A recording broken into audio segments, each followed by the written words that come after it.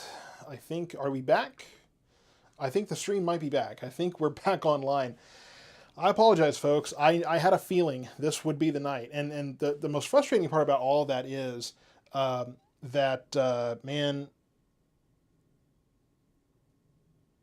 um, okay. Um, yeah, so I think we're back. I think we're, Matt, can you confirm for me? Are we back everywhere? Perfect, perfect. Well, welcome back, folks, and I hope we can spread this around, get the word out that we are back at this time. Let me. We need to get the radar only stream back too. I want to make sure that's going as well.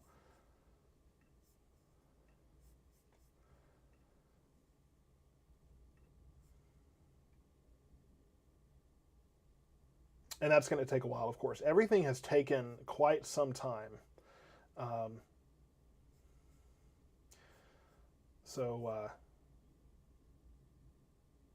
let's see. I'm trying to get the radar only stream up now because I know people like that too. Okay, I think that will be coming back here shortly. So okay, I think the radar only stream is coming back. Should be back. So okay, I think that's on now. Um, okay, so hopefully everyone is tuning back in here. We had a brief power outage. The power was really only out for just a moment, but really what's taken the most time was for the internet to come back. That was going in and out. It was very strange. We've been looking at the winds here, the strongest winds. So from east of Venice to Garrett Palmer, any of this yellow area. So moving into Bristol now, all of this yellow is the strongest winds. So as this continues to move eastward, that's going to be our primary concern. Now, let's take a look at the reflectivity. Let's take a look across the area. Let me just rehash a couple of things. We have these severe thunderstorm warnings that are in effect. This one, I believe, only goes for about another, 17 minutes now? So that's, okay. So that warning is until 12:30 a.m. So this warning is fairly new.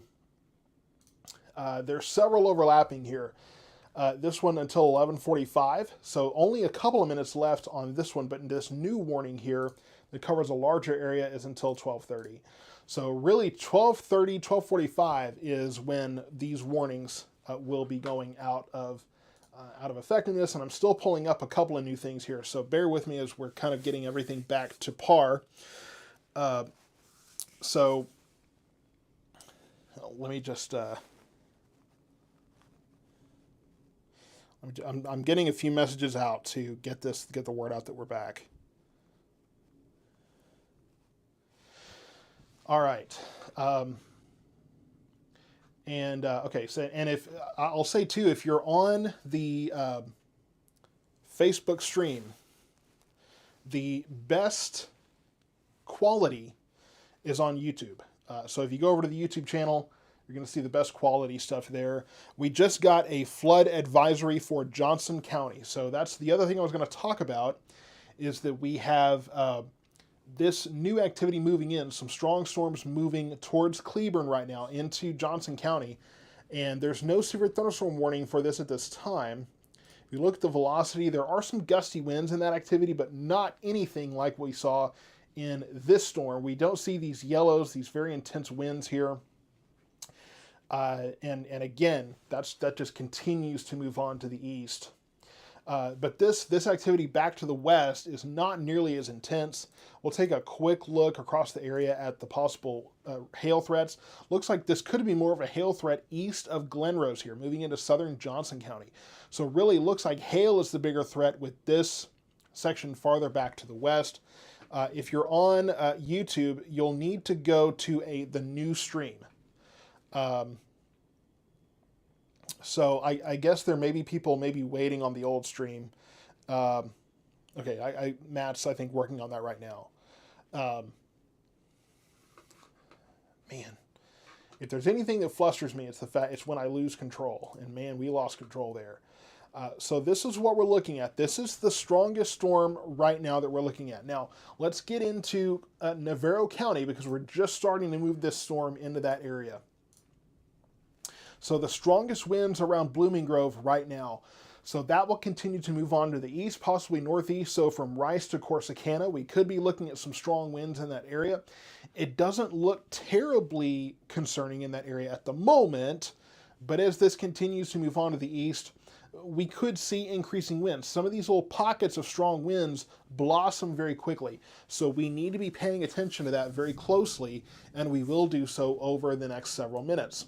But this is the strongest winds, and this is what we've been seeing tonight, is those strongest winds in this area moving towards eastern Ellis County, moving towards Kaufman County now. So the strongest winds will be moving out of the South Metro area very soon. And Matt, thank you for spreading the new link around. So if you're watching on Facebook or YouTube, if you're on the old stream, you won't be seeing the new stream area. Now let me just update here. Let me get, you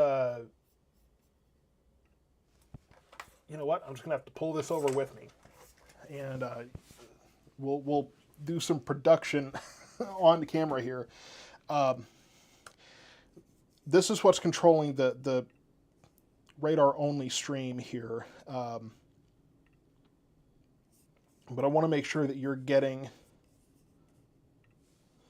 that if you're on the radar stream.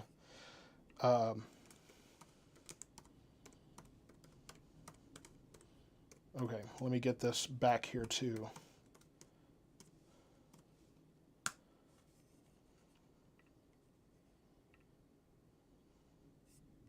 Okay, cool.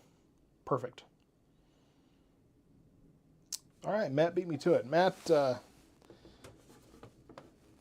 is an absolute blessing to this stream. So if you're thanking me, thank Matt as well, because he's a huge help to this. There's no way I could handle this stuff without his help. Trying to get back in communication with the National Weather Service, that takes some time, so that will take a little bit. But I mean, just looking at this, I can tell you very strong winds from Ferris down to just leaving Palmer and Ennis. So in the Bristol area here, so far to the east. Let's take a look here. So yeah, in Bristol, Alsdorf, Crisp, Creechville, moving towards Sand Lake, going to be moving towards Rosser here in the next several minutes. This is where the strongest winds are. Winds in excess of 70 miles per hour have been discussed in this storm. In fact, if we click on the severe thunderstorm warning, let's see what that details here. Moving east at 35 miles per hour, so on par with where it's been. 70 mile per hour wind gusts, and that's yeah. So we're looking at the same kind of threat, 70 mile per hour wind gusts possible with the storm as it continues to move on to the east. And my sincerest thanks to everyone for hanging with me. In fact, I was just talking about how I need a generator, and so lessons learned, right? So again, if you if you would like to contribute to the coffee coffers or to a generator, we'll get the Venmo and the Cash App and all that good stuff posted here. So, and that's a solution that's in the works. So I'm trying to figure out the logistics on that. Each time we've thought through that, we've run into kind of a kink in the problem, but kink in the plan there. But you know, we'll figure that out. And Matt, I'll tell you what, if you want my help building those drones in the morning, we'll do it. We'll do it together, and I can even test it for you. As a drummer, that actually sounds like a lot of fun. So we're looking at the strongest winds right now in eastern Ellis County, and we're not really looking at too much of a hail threat. We're going to bounce back over to Johnson County here in just a moment, where we could be looking at a bit of a hail situation. But right now, we're looking at the strongest winds here, and a question about Ferris. Looks like winds should be dying down in the Ferris area pretty soon. Palmer, strong winds still in that area, should be calming down in Garrett and Ennis pretty soon. In fact, they finally calmed down in my area where I am. I didn't know the difference between this and a hurricane when I was looking outside. So really strong winds for sure. Let me Okay. Yeah, dying down in Waxahachie for sure. And again, and I've said this several times, and I'll say it again. Um, okay, trying to get over, trying to get the YouTube link here. I keep seeing the YouTube recommendations, the rabbit hole. I am working YouTube. I can't take entertainment right now. Trust me, I'd love to watch everything I just saw on there, but uh, I am absolutely a YouTube nerd. So there's the link to the YouTube channel. If you're on YouTube, obviously you don't need that, but if you're on Facebook, I would highly recommend going over to Facebook. Or if you're on Facebook, I would recommend going to YouTube to check out that stream there. Better quality there overall, so good stuff there. Let's see here. Okay, I'm checking some more streams of information. I'm still not back with National Weather Service, but we're working on that. In fact, I may have to go about it a different way. Let me see if I can get that stream back up here. Let's see, get plugged in this way.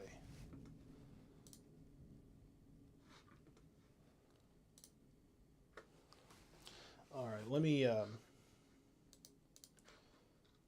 see where I can get plugged back in here, because I want to make sure we have that information, because that is valuable to you. Okay. Well,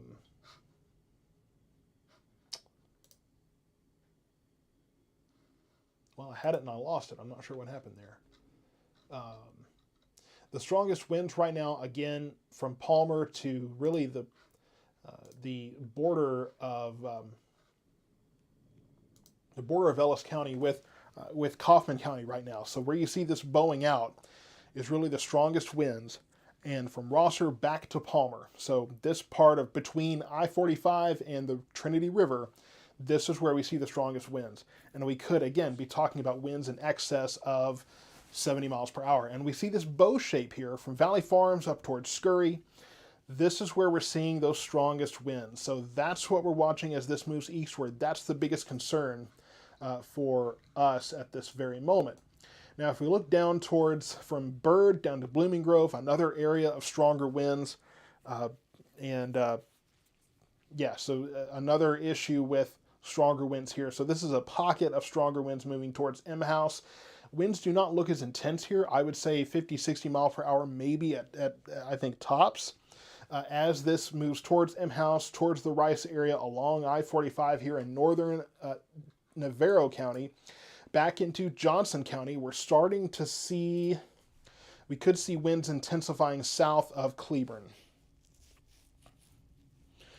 Okay, we've got some out-of-state folks watching. Let me let you know that this is Texas. This is North Texas. This is Ellis, Johnson, Hill, and Navarro counties in North Texas, just south of Dallas. So whether you're watching me thinking I'm somewhere else, or if you're watching me from out of state, if you're a weather nerd like I am, that could entice you to watch it, in which case, hey, enjoy the show. Maybe you're in a quieter place. Maybe you're in a quieter area enjoying the show here, and maybe you'll learn something. But this is in North Texas, between Dallas and Waco, is where we're working right now. So this area of stronger winds, really these two cores are what we're watching right now. Okay, the trampoline is still in the backyard, so the kids are fine. Uh, the human kids. And then I actually sent her a message earlier to make sure that the puppies were okay, to make sure that they were all set. Because we have brand new puppies that are 13, 14 hours old now, give or take, depending on when they were born. But I think they're fine as well. We have them in a back room. But okay, yeah, puppies are doing great. Cool, everybody's good. So we're all set here. Just a power outage. That's all we were dealing with there. So we're in good shape. And Ooh, good lightning strike there. Yeah, we're still getting a nice.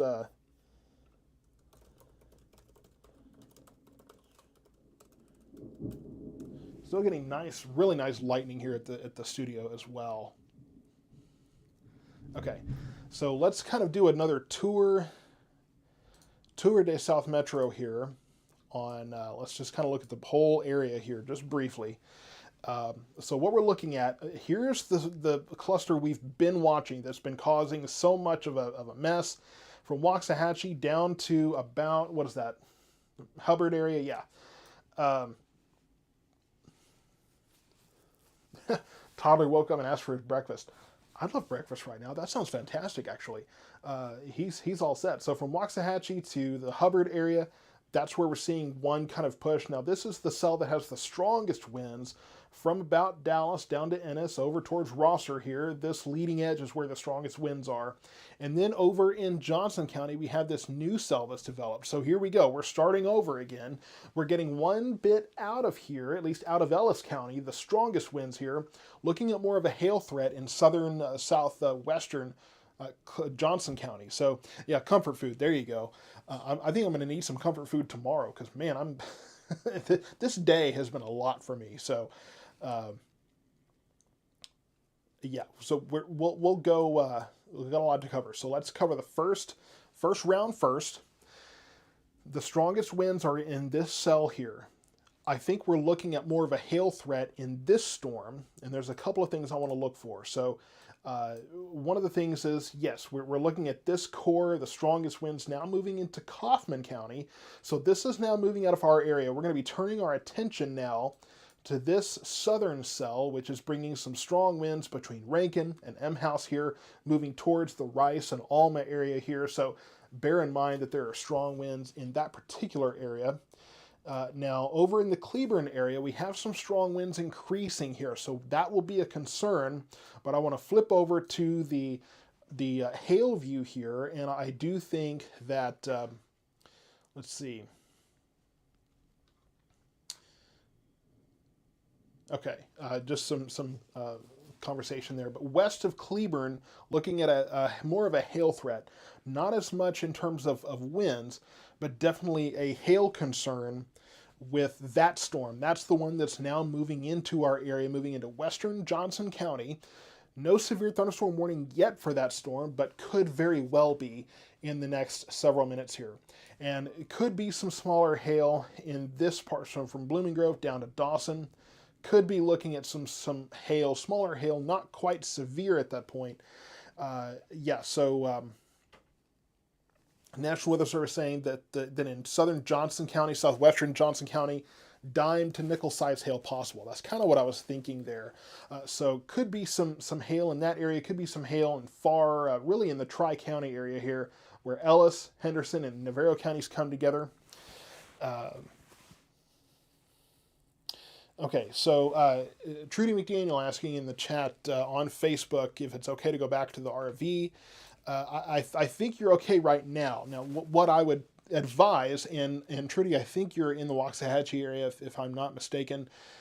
We had this second round, so understand that anything that we've cleared out here in Ellis County, we have this second round coming in, and that could very well bring more of these issues. I didn't expect the late night part of this to be the fact that we have 2 rounds of this coming in, but here we go. And hopefully this round is nicer to me and doesn't take the stream away. So let's hope on that. So Johnson County, the special weather statement has been issued for this. No severe thunderstorm warning yet, but time will tell on that. And it's interesting to me that we have enough instability to feed this storm. This shows how remarkably unstable the atmosphere is. All of this has been worked over by this first round, and we're still getting more storms off to the west. So we'll just have to kind of pay attention to both rounds of this. Let me just, okay. And I'm checking a couple of things here. A couple of things on email and that kind of thing. A couple of messages that are coming in.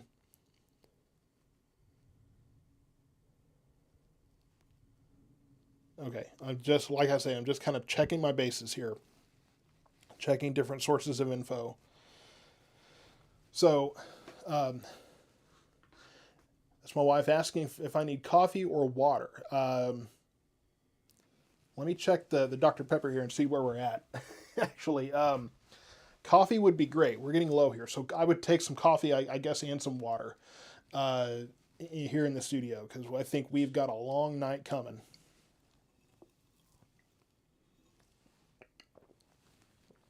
Definitely probably looking at a long night.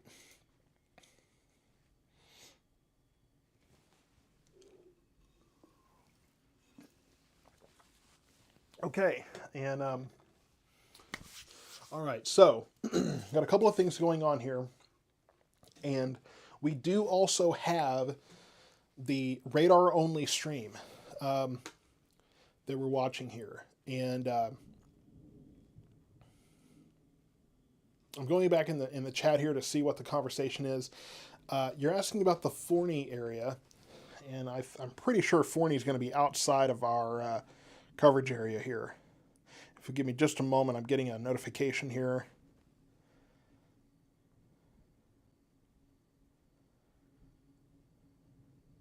Okay.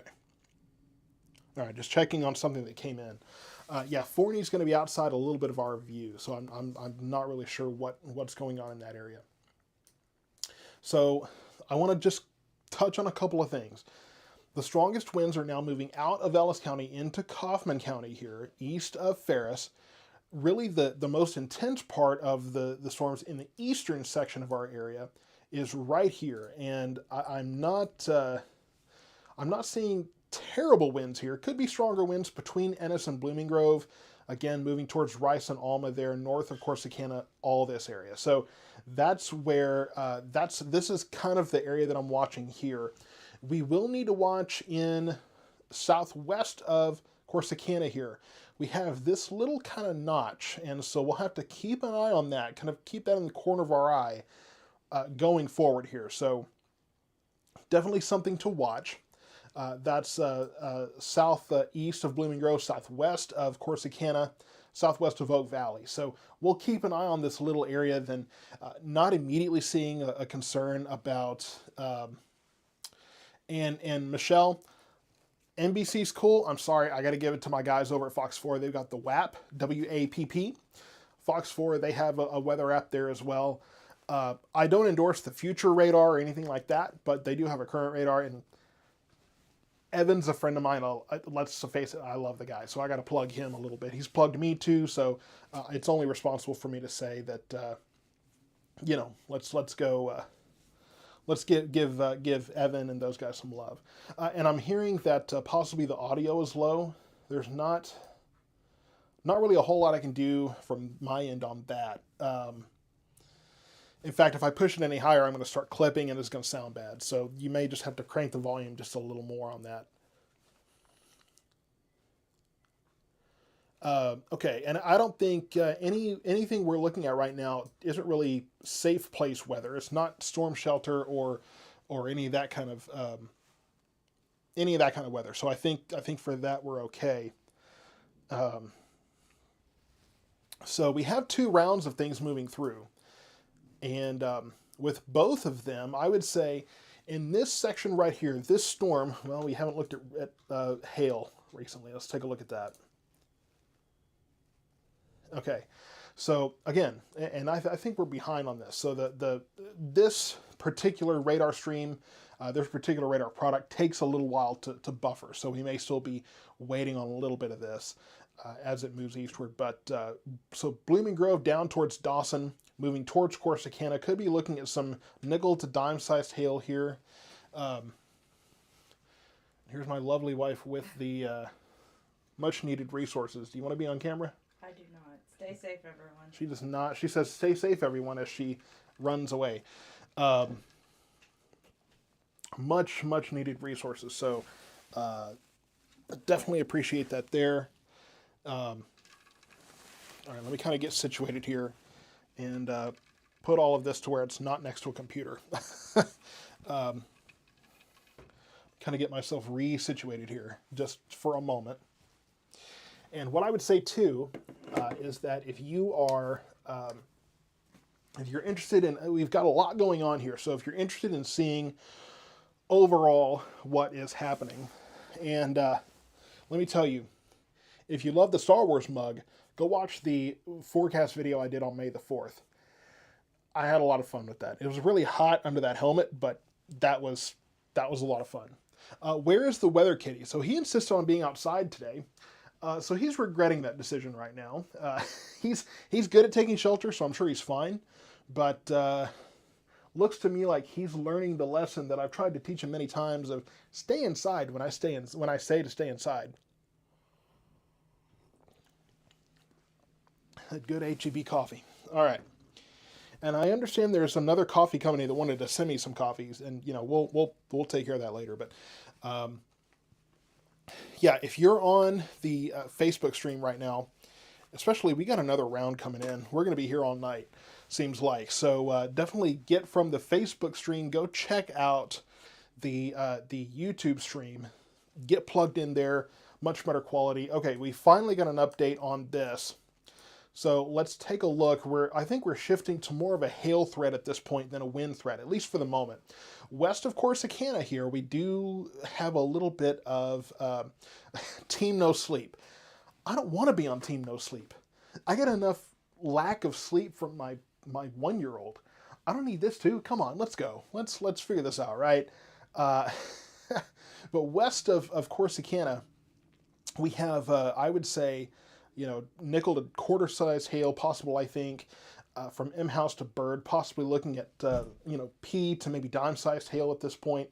That was a door slowly closing. I don't know what's going on there. Probably my wife looking for Tiger, the weather cat, angrily, that kind of thing. I made him come in. Okay, well, we have him now. Yeah, didn't I told you, didn't I? Stay inside. Storms are coming.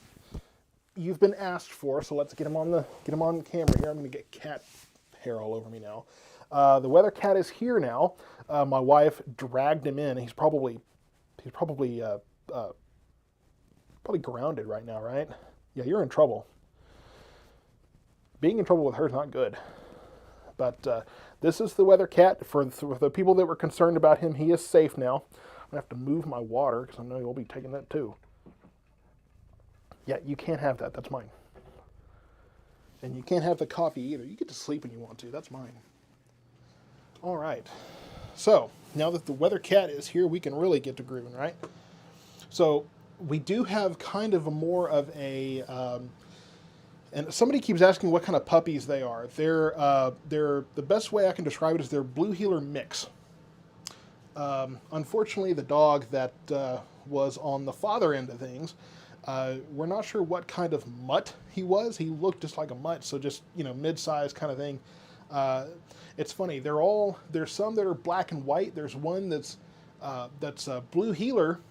Then there's one that's brown for no weird reason. So weird enough. So we'll get the puppies on the page soon enough. But the weather cat is here and demanding attention. You can't tell that I'm working right now. Demanding all the attention over here. So I'm sure he's had a rough evening, even though that's all your fault. So we need to keep on the weather now. I don't want to get too distracted. But moving towards Cleburne and towards Sand Flat here is this second round. And this will be moving towards Ellis County. So let's get back to it. And there's a couple of things I want to do. I really want to focus right now on Navarro County because we have some intense storms moving in that direction. And if I'm not mistaken, well, a couple of things here. So some of the stronger winds continue in the Rice area, but I'm still concerned about possibly some broad rotation in the Oak Valley area. Okay, and I think Tiger has kind of found his spot where he's going to plant. So. But I am still kind of concerned about this west of Oak Valley. We could be looking at some broad rotation here. I don't think we're looking at anything immediately concerning, but again, broad rotation is possible here. And then in the Cleburne area, some strong winds here, but this is really going to be more of a hail threat with this storm.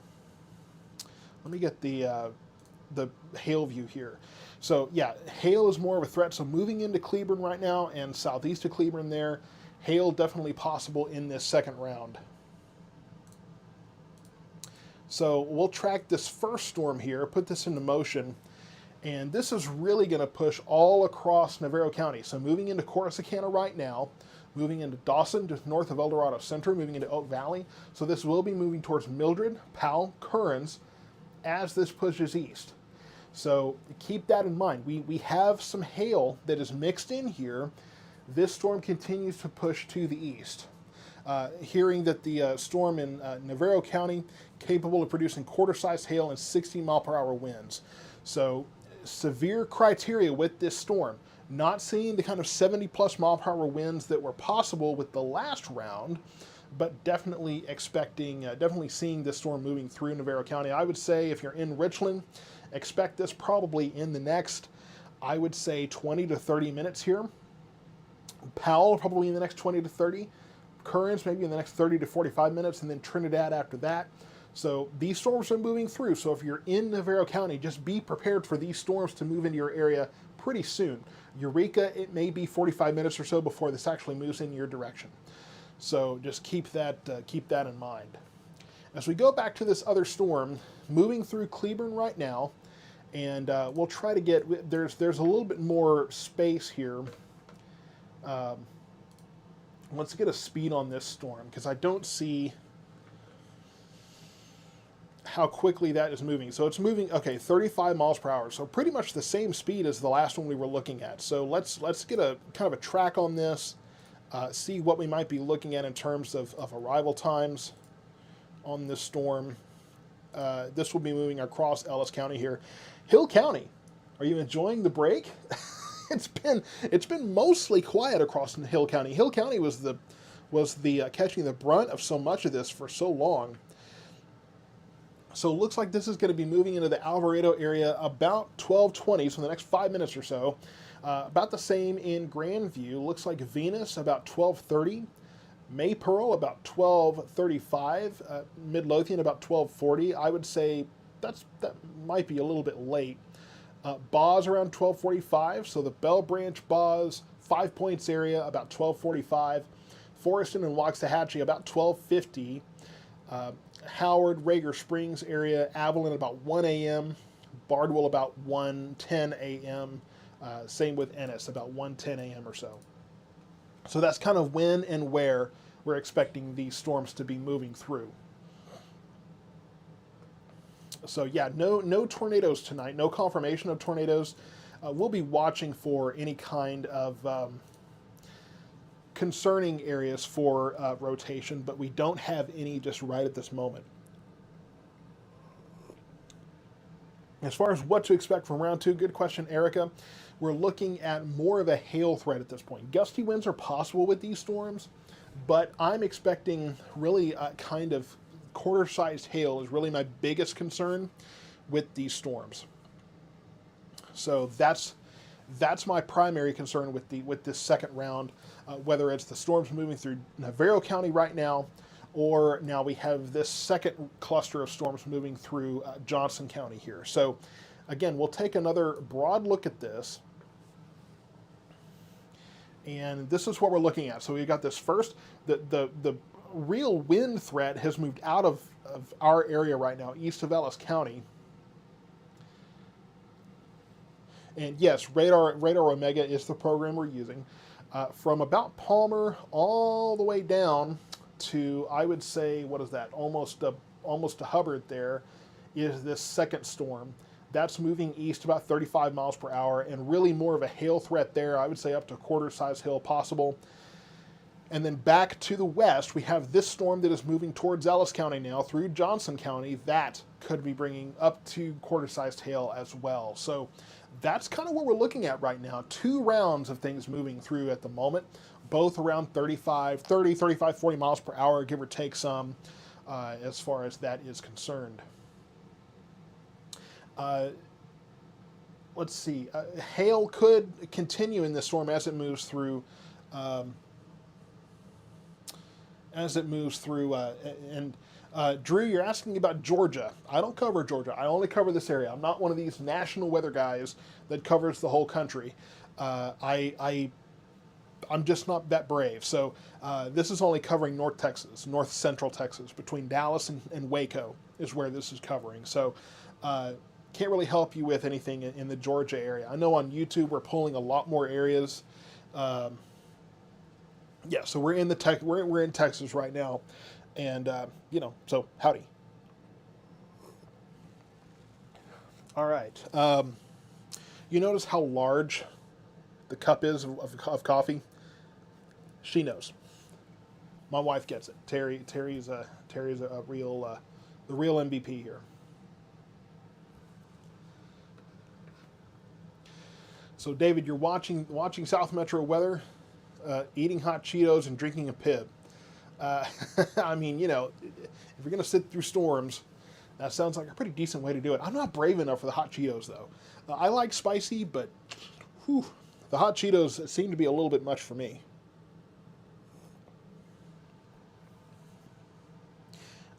Hearing in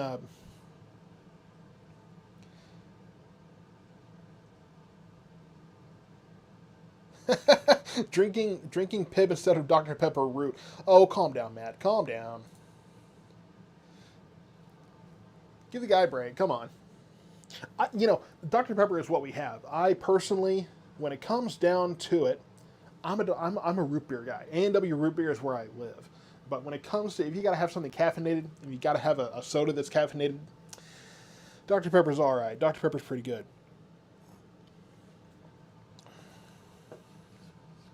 But like I say, if either one of those want to sponsor me, I'd be happy to drink one every stream. So you get a lot of promotion out of that. So, and now we're going to have soda wars in the comments here. So that's nice. The subscriptions on YouTube continue to surge. I appreciate that. And that really encourages me because that means that we're able to put our best foot forward, get the best quality out there. And Tiger, what are you doing? Okay, Tiger is now pressing buttons on a computer, so we need to prevent that from continuing. Oh, he's trying to get my attention. This guy, okay, I love him to death. But man, when he wants attention, I've got another cat scratching at the door here, so this guy loves attention, and he's going to get it the best he can. So I want to make sure that we're staying focused here. I don't have any referrals in Georgia, though. Brief story: one of the first experiences I had covering weather online, I had a friend in Georgia in the Macon area. This was back in the AOL Instant Messenger days. I was very young at this point, but she was at home by herself. She only had AIM on her phone, and her power was out. She didn't have TV, nothing. Her phone was all she had. She had me to communicate with her, so I watched the radar in Georgia, fed her information about when to take shelter, when to, when it was okay to come out of shelter, that kind of thing, when she was all clear, all that stuff. So that was one of the things that really kind of made an early spark in all of this. And Terry, if you're watching, I think you might have to bring the weather cat into the bedroom. I think we might have to put him to bed here, because this guy is just going to be too distracting. So a couple of things I want to check here. Let's multitask here. I can do this with a cat in my arms. I can do a lot with a cat in my arms, actually. You grow up with these cats and you start to learn to handle them. So strong winds in northern Hill County, southern Johnson County here. So that's kind of my concern here. So from Grandview down towards Woodbury is kind of where I'm concerned about the strongest winds at this time from this kind of the second round. So we're starting to get this in northern Hill County, moving into Ellis County. I'm going to hand the baby off here, as he's probably going to complain to my wife, and now that I'm covered in cat hair. So let's get this. So we do have increasing winds south of Sand Flat onto the Woodbury area north of Hillsboro.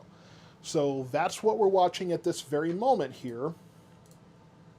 So let's take a look at this. I'm sure you're seeing this little notch here. I'm not seeing anything concerning with that.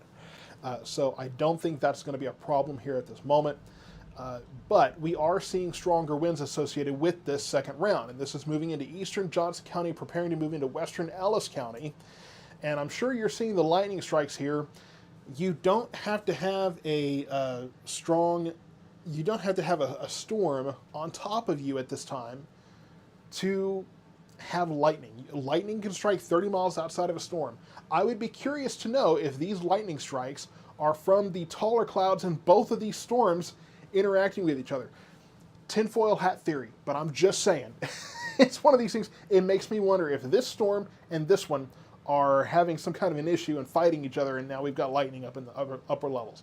Again, tinfoil hat theory might mean nothing. One of those weird things.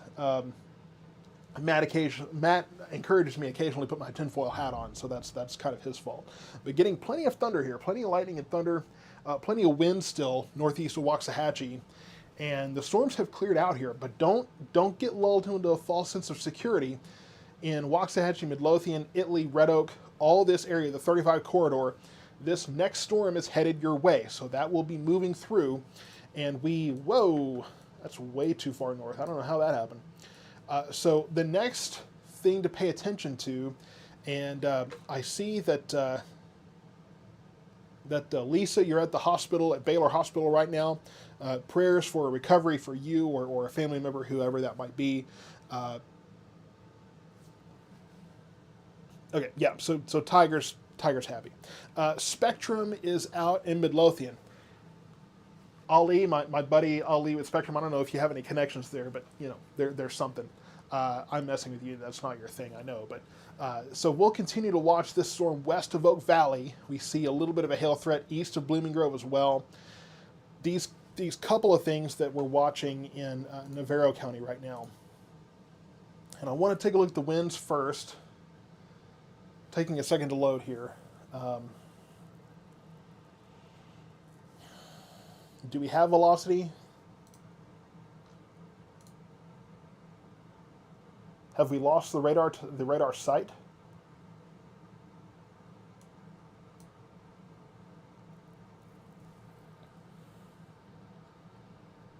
Okay. Could be having some issues with the radar here.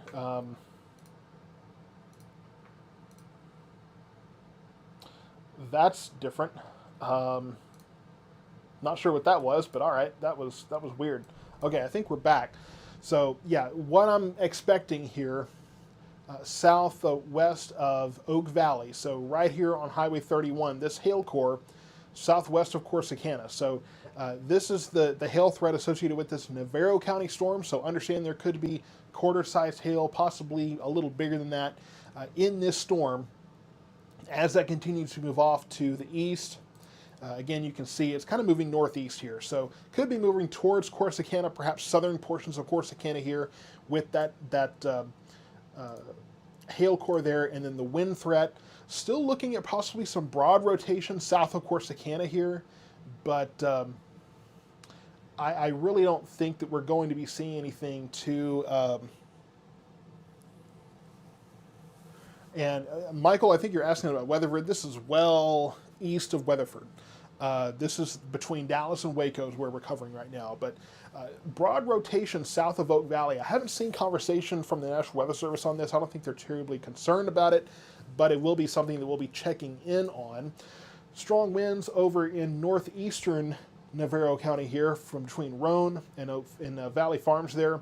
So stronger winds here rather, moving towards Harmony, eventually towards Gun Barrel City. So that will be moving across the river there in that area as well. East of Blooming Grove, possibly some stronger winds heading towards Corsicana right now. So that's what's going on with the winds at the moment. Not seeing any kind of rotation in Trinidad. The only kind of rotation I'm seeing is south of Oak Valley at this point. So severe storm is... strongest storm right now is in Navarro County, so we'll get another look at that. So this continues to be a concern for the Corsicana area, moving into that area now. Doesn't look like winds are too terrible, but there could be a growing hail threat in those storms as well. So And then, of course, we have this second round, so I'm going to have to go bounce back and forth between these two. So forgive me if I'm not covering your area.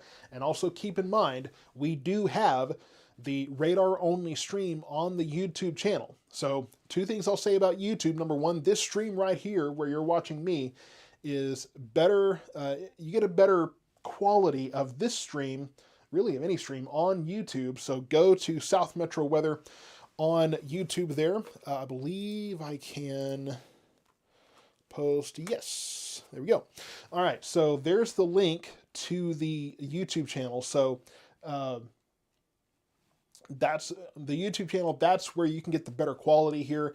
The other thing is, on that YouTube channel, simultaneous to this stream, there is also the radar only stream that will allow you to watch it will allow you to watch an overall view of all 4 counties, uninterrupted, no audio, just the radar, so that you can see the whole area that we're paying attention to. Getting a few things on, okay, so new severe thunderstorm warning for the Corsicana area from Corsicana to Dawson over to Currens until 1:30. So for the next hour, a new severe thunderstorm warning issued in Corsicana area. That just kind of replacing an old warning there. So it looks like we have kind of a third line here. Let's do a broad view and look at everything we're seeing here. So back towards Breckenridge, looks like we're looking at more storms possible there. That won't affect us. Here in our area, we have what's really kind of become a line really from Sulphur Springs, even towards Paris up there, all the way down through Kaufman and Terrell, Gun Barrel City, Corsicana, down towards Mejia. So a long line growing here, and this second round, second and possibly a third storm down down south of Cleburne. So you know, we definitely have quite a bit going on. And there's a question about thunder, or a question about lightning, how lightning works. What I'll do, we have a new series coming up, a new video series, and I've been putting off working on this because you've had so many severe weather situations. I'm going to be working on that this week, called Weather FAQ, and frequently asked questions about weather. So I'm going to be answering those in a weekly segment. If you'd like to sponsor that segment, let me know.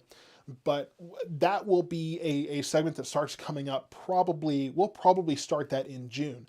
I hoped to start that in May. I've had to put a lot of resources towards this and finishing out things with the live streams and those kind of things, making sure that everything's right there. And also trying to rest occasionally, because it's been a crazy month, but probably starting in June, Weather FAQ, where we will be answering questions like that. What is the cap? How does lightning work? All these different things. We'll cover all of that in that segment. So look forward to Weather FAQ, and I'll answer that question at that point. A note about St. Joseph's Catholic School. I appreciated being there. That was great. Had a great time there. So always a great time to talk to these kids. And it is going to be a busy night. Okay, and I know that there's somebody outside of Texas watching that's enjoying this stream. I appreciate that. Like I said, if you're on Facebook, go over to the YouTube stream. We've already gone from about 2,000 subscribers to 2,366 to my last count. So that definitely means that, again, the YouTube following is increasing, which means, like I said, that we can put the best foot forward for this brand, and that really makes me happy that we can get the best quality out of this. It's a big deal to me. I'm very picky on the quality of these streams, and YouTube is the best place to get it. So I'm going to keep preaching that message the whole time. So this severe thunderstorm warning, this is the newest warning, goes from about Blooming Grove and Dawson on to the east. This is until 1:30. Yeah, 1:30 a.m. is when that expires. So that should be about the time that we expect this to move out. And good question from Charlie. Charlie. That is my son's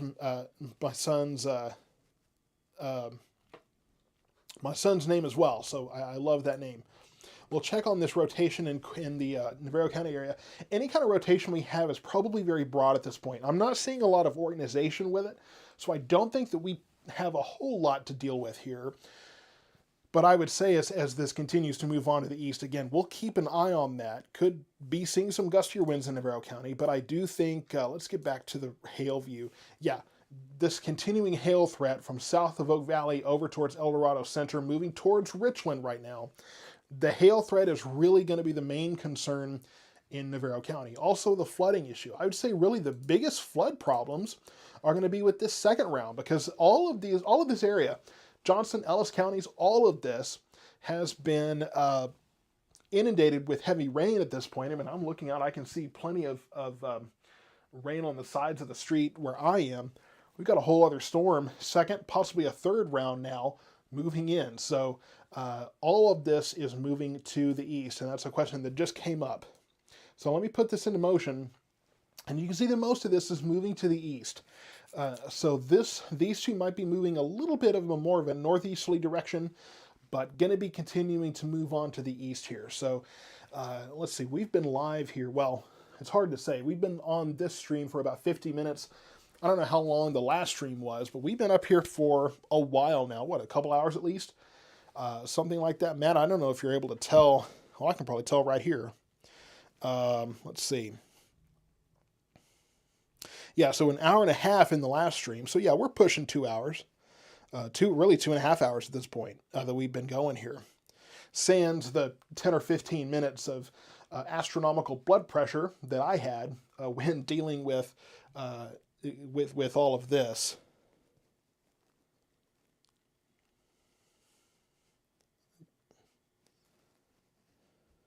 Let's see here. Speaking of blood pressure, just 1 second here. Get a message to my wife to bring something else. I'm telling you guys, it's a great thing that she is up late anyway, because now I'm having to keep bugging her for things I need on this stream. So seriously, guys, you gotta, if you're gonna find a spouse, find one like her. She is amazing, absolutely amazing. Yeah, I mean, the dogs, the pets don't like these storms, and I'm sure the kiddos won't either. So, you know, hopefully this next round. I will say the lightning doesn't look near as prolific in these rounds. Could still be plenty, but it doesn't look like these are going to be as crazy moving forward. If everybody will give me just 1 second. One of those moments you realize you're working at night. You got to take care of things you normally do when you're going to sleep. But that ain't happening for a minute. So you got to take some medicine that I usually take. So keep the doctor happy. Velocity view showing that bright yellow. So yeah, we'll get to that in just a moment here. Hey Shaylee, how you doing? Hope you get some rest tonight.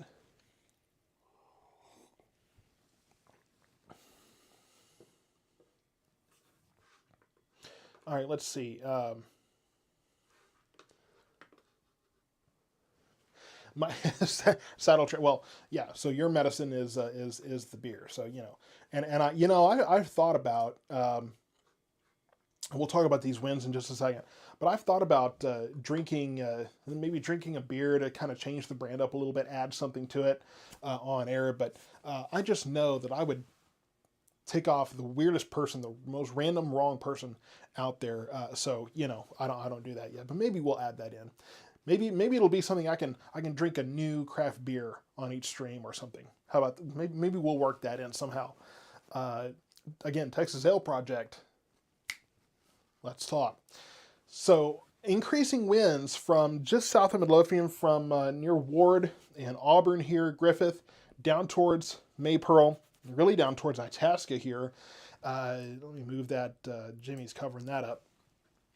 So increasing winds here. So we could be looking at an increasing wind issue, as if Ellis County needed this anymore. So more winds now in this storm moving through, and drunken weather reports. Fortunately, I'm a heavyweight. No kidding, right? So it takes a lot for me to get, you know, inebriated. So I wouldn't be drinking that much. Maybe one again, one craft beer, something like that. And that's something we can talk about later and figure out, but definitely not enough to cause any problems. Tax people are going to wondering why I'm ordering, writing off 38 cases of beer. Advertising. So let's get back to the winds here. Strong winds now, western Ellis County, and I'm concerned that we could be looking at an issue we had going forward. So from Milford on up to 5 Points to Waxahachie, Red Oak, be watching for these winds. These winds could continue to move on to the east. Again, the I-35 corridor getting another shot of stronger winds. We will definitely keep an eye on that because we could be looking at that problem rearing its ugly head again. And south of Corsicana, we're looking at some increasing winds here where we were watching for some rotation. So we will keep an eye on that as well. Really, the two stories here, there's two things that we're watching very closely. The good news is this third round, south of Cleburne down towards Whitney, is not really doing a whole lot. I'm not seeing anything too terribly concerning in this third round. This second storm here, winds are increasing in this storm. So if you're in Ellis County, you need to be watching, especially western Ellis County, 35 and west. You need to be watching for these increasing winds. And this storm, really the hail is going to be the main problem out of this storm near Corsicana. So that's kind of what we're watching right now, just kind of three separate issues, all of this moving to the east. So here you see south of Corsicana, this hail core, that continues to move on towards, in the Richland area right now, crossing I-45 south of Corsicana right now. This moving towards Waxahachie, Italy, and then south of Cleburne towards Blum down towards Whitney. In Ellis and Johnson and Northern Hill counties, my concern is transferring over towards flooding at this point. I mentioned earlier, you saw the risk table that I put together, the graphic. I didn't have a big issue with flooding tonight, but I didn't know, what I didn't see discussed too much in the models was multiple shots of heavy rain. So I'm concerned about flooding in these areas that are seeing the second and now third round of heavy rain. So if you are concerned about flooding in your area, just keep that in mind. That could be a problem. And you're right, it's not looking as intense as that first round was, but could be an issue. And there goes the baby waking up. So, and it could be my loud voice causing that issue. So, not sure what's possibly happening there. So we'll look at the three rounds here. I'm just kind of checking to see what's happening here that I can see. So we'll take a look first at the Corsicana area. So south of Corsicana, bit of a hail core there, and that is moving on to the east. That's probably going to slide south of town, just south, really on the south side of Corsicana. We look at the winds here, and I'm still a little bit concerned about the possibility we could see rotation try to wrap up there south of Corsicana. We'll watch that. And let's see here.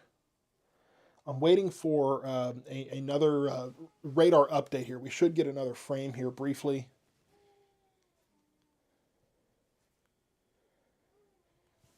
Let's see here. I'm watching for a radar update to see if we can get anything new. Should be getting one here just briefly. Okay, I'm just going to sit on this frame here until we get an update on that, because I want to see okay, so here's that update, and it does look like maybe that's not quite as intense. So not really looking at too big, number one, not looking at too big of a wind threat in Navarro County right now, but also not looking at the kind of rotation possibility that we were dealing with right now. No tornado risk in Waxahachie right now. The issue is the winds in West Waxahachie right now are not due to a tornado. These are straight line winds. Okay, so let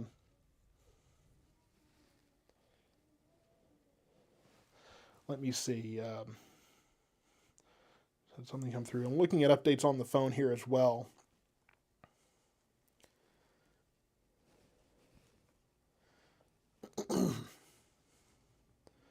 Let me see.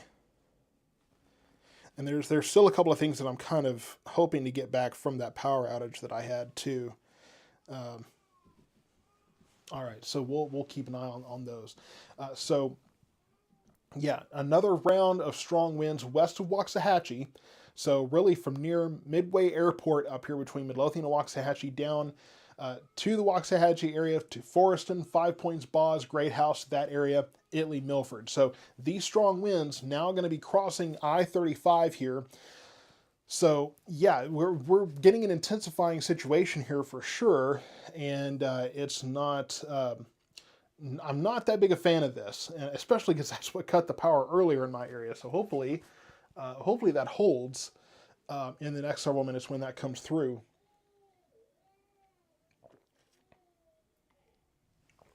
And David, you're right. The wind has been pretty unreal. We've been dealing with that for a while now.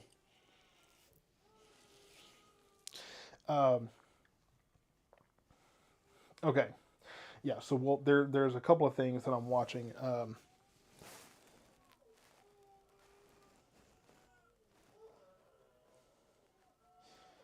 Yeah, it sounds like the baby is not happy to be awake right now. So, okay, and just watching the chat here too. Okay, hearing that there is hail in the Maypearl area. So we'll check that just briefly here as well. Look at the hail threat. So yeah, looks like we're looking at some small hail here. I don't think we'll get to Maybank here in just a moment, folks. But hail possible in this storm as well. So good classic severe thunderstorm, but we are looking at an increasing wind threat with this storm going forward. So as this continues to move on to the east, we're looking at another hail threat moving into the another wind threat, high wind threat moving into Waxahachie right now. How long will round two last for Waxahachie? I would imagine this storm probably wouldn't last, at least the most intense part of this storm, probably won't last more than about 20 minutes or so. That's just kind of my guess. So, we'll see. We'll see what's going on with this. Once that moves through, we'll have to see that push through and see how long those winds persist. And hopefully we're not looking at the kind of intense winds that we were looking at earlier. Earlier tonight, of course, we were dealing with winds in excess of 70 miles per hour possible. Just absolutely unreal. But this storm continuing to push off to the east, probably at about 30 to 35 miles per hour. And there's not a severe thunderstorm warning affiliated with this storm. This is again, you see that wind threat very quickly intensifying. I would not be surprised if the National Weather Service is putting together a severe thunderstorm warning probably now with all of this. I think that we're probably looking at an increasing issue with this as this pushes eastward. We see right about now it's moving right across 35. So increasing winds with this definitely looks like we're looking at things should be calming down in the Maypearl area now. So probably some heavy rain, but the winds will be calming down there. Just a very thin area of very powerful winds here. I would say at least 60 mile per hour wind gusts possible with this line, as this is now crossing 35 from the intersection at 35 and 287 all the way down into the Italy area. So this will continue to move on to the east. These winds continue to increase. There's no severe thunderstorm warning with this, but I do think that we do have severe thunderstorm winds with this line. So waiting to see if the National Weather Service is going to issue a severe thunderstorm warning for Ellis County. I would say that's probably warranted right now. Really, definitely warranted. As we look at the winds from Whitney on up towards Itasca, possibly some stronger winds whipping up there as well. So keep that in mind as that next round moves into that area. And then not seeing those kind of winds in the Corsicana area, but could see some gustier winds in Corsicana on south. But really the main concern, once again, is from Waxahachie down to the Italy area. So this is what we're looking at as far as that's concerned. I just mentioned Whitney. Could be looking at some stronger winds moving in there. Not as intense, though, as we were. But we're definitely seeing very powerful winds with this storm. I don't think the winds will last as long as they did with the storm we had earlier tonight. It looks like those winds, this is a bit thinner, so as that moves through, it will be a little bit quicker.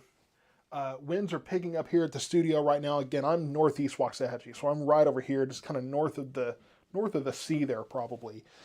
So not seeing any rotation in the Waxahachie area, really not seeing any rotation with any of these storms at this point. So that's kind of what we're watching.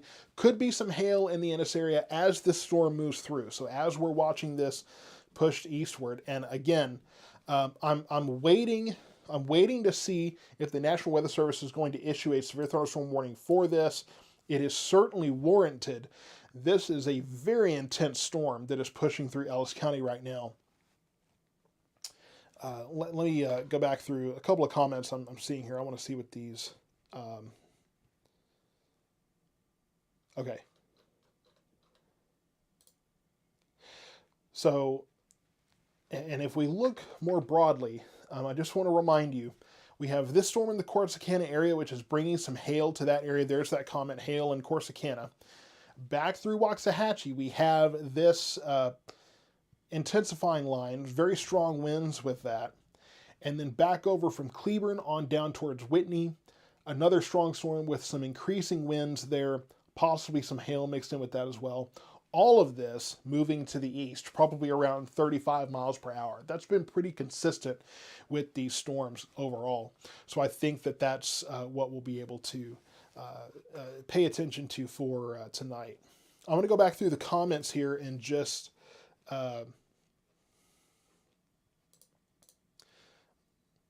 let's see.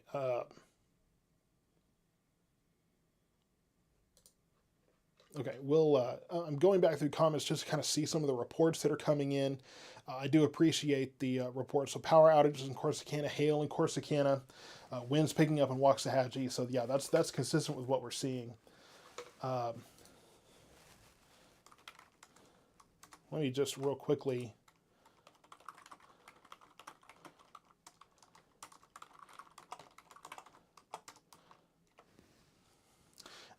Ask the National Weather Service what they're thinking as far as the winds here as we continue to see increasing winds along this storm, which again could be approaching 60 miles per hour gusts, and that would be that severe thunderstorm criteria. So waiting for that warning to likely be issued. So power outages again increasing across this area. I'm hoping that power will hold here. Winds are definitely picking up, so you know, hopefully we can get this storm through here and take care of this. And this is round 2 here, so this is the second round of storms we've been watching. And man, we've been through the ringer here in Waxahachie down to Italy for really the 35 corridor. Really almost all of Ellis County at this point has been seeing these very strong winds, and that will continue. And then we have this other round here. So this round of storms. I haven't seen the kind of major wind issues with this that we have with other rounds, but it's definitely worth paying attention to over the next several minutes as we go forward. And I want to put the YouTube link in there as well, once again, because again, if you're on Facebook watching, go check out the YouTube stream. The YouTube channel not only has the radar only stream where you can see the entire area, just radar by itself. Okay, and I'll have an update for you on that as well. And I'm just kind of taking some things in. But on YouTube, the quality is better as well, just in general, than the Facebook stream is. So visually, just better. It's easier to put on your TV, all that good stuff. So I just want to plug that one more time. National Weather Service is saying that the winds that we're seeing in the storm from Italy to Waxahachie to Red Oak, having a harder time getting to the surface. So they're not seeing these winds, these stronger winds, getting to the surface as much, but I just want to advise you, sometimes all it takes is a downdraft for those winds to get very intense to the surface. So even if you're not getting those strong winds right now, which I'm looking right now, it's pretty intense, but if you're not getting those very intense winds now, it would be very easy for a downdraft to bring those down to the surface. So looks like it may be a little worse on radar than on this velocity than it is in reality. One of the things that's encouraging is the fact that this is not, I don't see this expanding. If we saw this expanding more, I think that would cause more of a problem. But the fact that it's staying pretty slim, I think, is a sign that maybe it's not quite as windy at the surface than what we're seeing at the upper levels. So that's an encouraging view at this point. I do want to advise you west of Itasca down towards Whitney here, from Covington down towards Whitney, going to be moving towards Hillsboro, and Itasca and Carl's Corner here. Could be some intensifying winds here. That will need to be watched as we go, but this storm is definitely not as intense as what we've seen. Now, let's take a look at hail. Definitely some hail from Huron up towards Blum there. This is a little late. So we'll have to, I'm sure that's more around the Woodbury down to Whitney area now. But could be some hail in northern and central Hill County now. Hail possible now south of Corsicana in this storm as well. And then hail possible from Italy on up towards Waxahachie there too, down towards Milford. So hail possible in this storm as well. So what we're really seeing, and National Weather Service just advised that that this Hill County storm could be seeing quarter-size hail. Yeah, we're just now seeing, just in that latest update, that we're definitely seeing some larger hail, possibly quarter-size hail there. Could be seeing some quarter-size hail in the Italy, Forreston area as well, down towards east of Milford there. So over to south of Corsicana, possibly some pea to dime size hail, I think, maybe up to nickel size if it's really ambitious there. So these are the three rounds that we're looking at right now, the three storms moving across our area, moving to the east, again about 35 miles per hour. The only severe thunderstorm warning we have that is in place is this severe thunderstorm warning in Navarro County right now. And let me just kind of remind myself when that, 1:30 a.m. So about another 30 minutes, about 40 minutes here for this severe thunderstorm warning. So this continues and looks like the heaviest part of the storm moving up towards Corsicana here. The backside of the storm moving northeast as the whole storm pushes east. So could be some larger hail heading towards the Corsicana area right now. And then from Red Oak down to really crossing all of Ellis County right now into northern Navarro County, see Blooming Grove right there. This continues to push off to the east. So that's going to continue to intensify potentially there. Could be looking at more of a hail threat moving into that area, northern Navarro County, southern Ellis County. And then back into Hill County, this storm that is moving in doesn't look as intense, although I would be looking at an increasing hail threat west of Hillsboro there. So that's kind of what we're dealing with right now, just a few storms passing through. And, okay, a severe thunderstorm warning has just been, I just picked up my coffee, guys, come on. New severe thunderstorm warning has been issued for Hill County. So here's that new one. That is effective until 1:45, so about another 50 minutes from now.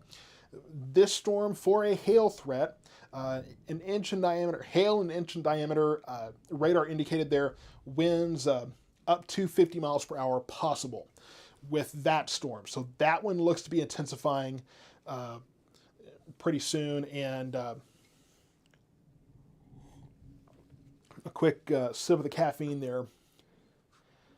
And then let's just take a look. So overall, 1, 2, 3. Here's our three storms that we're watching move through here. Again, I'm becoming more concerned about flooding across the area right now because we are looking at multiple rounds of heavy rain, plenty of heavy rain at the studio right now. We're looking at multiple rounds of very heavy rain, but there's nothing west of it, okay? Nothing west of us in this area. So presumably, if we can get this stuff through and not have any additional development to the west, and I mean, with each storm that moves through, for each storm that moves through here, we're stabilizing the atmosphere more and more. We're cooling the atmosphere more and more. So the way it should work is that we should be losing intensity with each one of these lines. That's not necessarily the case, and Hill County has not been worked over as well, so there's still some instability there in Hill County to work with. But as this stuff is moving through, we're cooling the air, we're stabilizing the air more. So presumably, once all of this moves through, there shouldn't be a whole lot more for anything else to work with. We'll keep an eye on that, obviously, but once this stuff moves through, I do think that we will be in a pretty good position. Now, for tomorrow, well, later today, it's now 1 a.m., so it's now Sunday. I'll just say for Sunday, we have been placed in a marginal risk for severe weather with a slight risk just to our northwest rather. So bear in mind that we will be looking at possibly another round of storms tomorrow night. We've got storms in the forecast for a while now, and I'll be posting a new forecast tomorrow morning. I can't promise it's going to be early. I'm probably sleeping in tomorrow, folks, but we will be definitely looking at more rounds of storms coming this week. And tomorrow we're in a marginal risk for severe weather. We've been in an enhanced risk today. So hopefully we're looking at a little bit of a lower chance. So we'll have another 7-day forecast coming out tomorrow. And okay, 66 degrees in Maypearl. That's what I'm getting here at my location as well.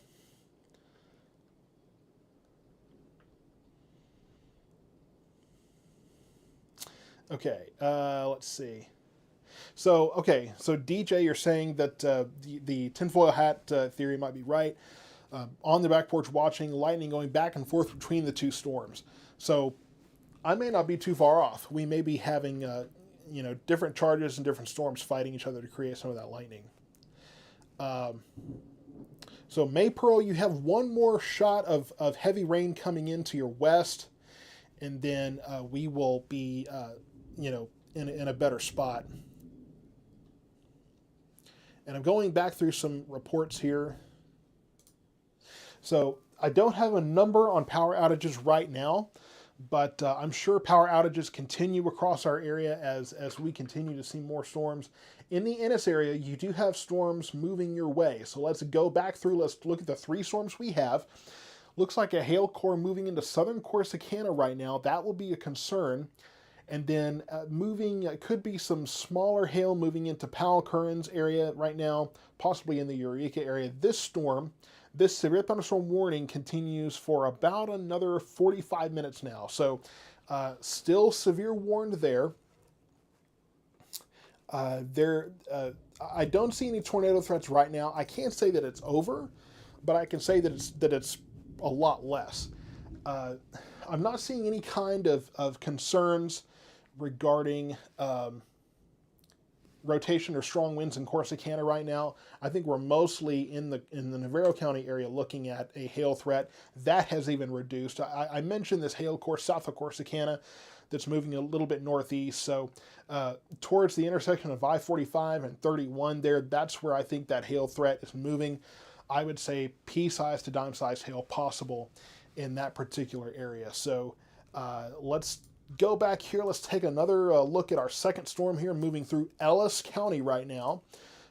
So the winds look to have kind of calmed down. And again, the stronger winds were not as terribly intense at the surface. And fortunately, we weren't getting the strong winds at the surface that we were getting in the upper levels. That was my concern, but it looks like it's not moving to the surface as quickly. So, but could still have some gusty winds along that storm, and then we'll take a look at the hail threat. Looks like most of the hail is going to be from Italy towards Blooming Grove here. So from Avalon up to Bardwell, over to Bird and Rankin and M House here. So really the hail threat is going to be confined to the southern parts of this storm.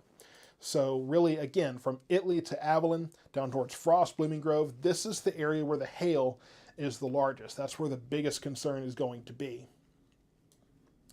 And then our next storm, which is newly warned severe thunderstorm in northern Hill County. So from Covington down to Whitney, moving towards Hillsborough now, looking at a severe thunderstorm there. Winds up to 50, 55 miles per hour winds possible. We'll take a look at this.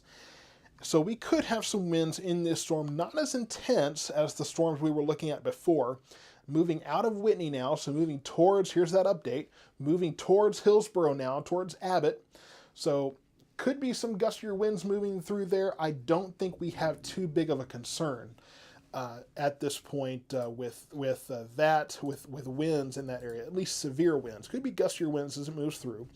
And then this will have to update too. We are looking at that hail threat, probably in the Woodbury area right now, moving towards northern Hillsborough rather, towards Carl's Corner, right at the 35 split. So I'm pretty sure that's going to be in our update. This always takes a little longer for the radar to generate. So the hail threat continues in the area between Hillsborough, Carl's Corner. Again, that split there in the 35 highway, interstate rather.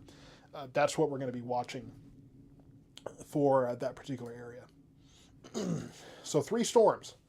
3 storms, and I think we may finally be done.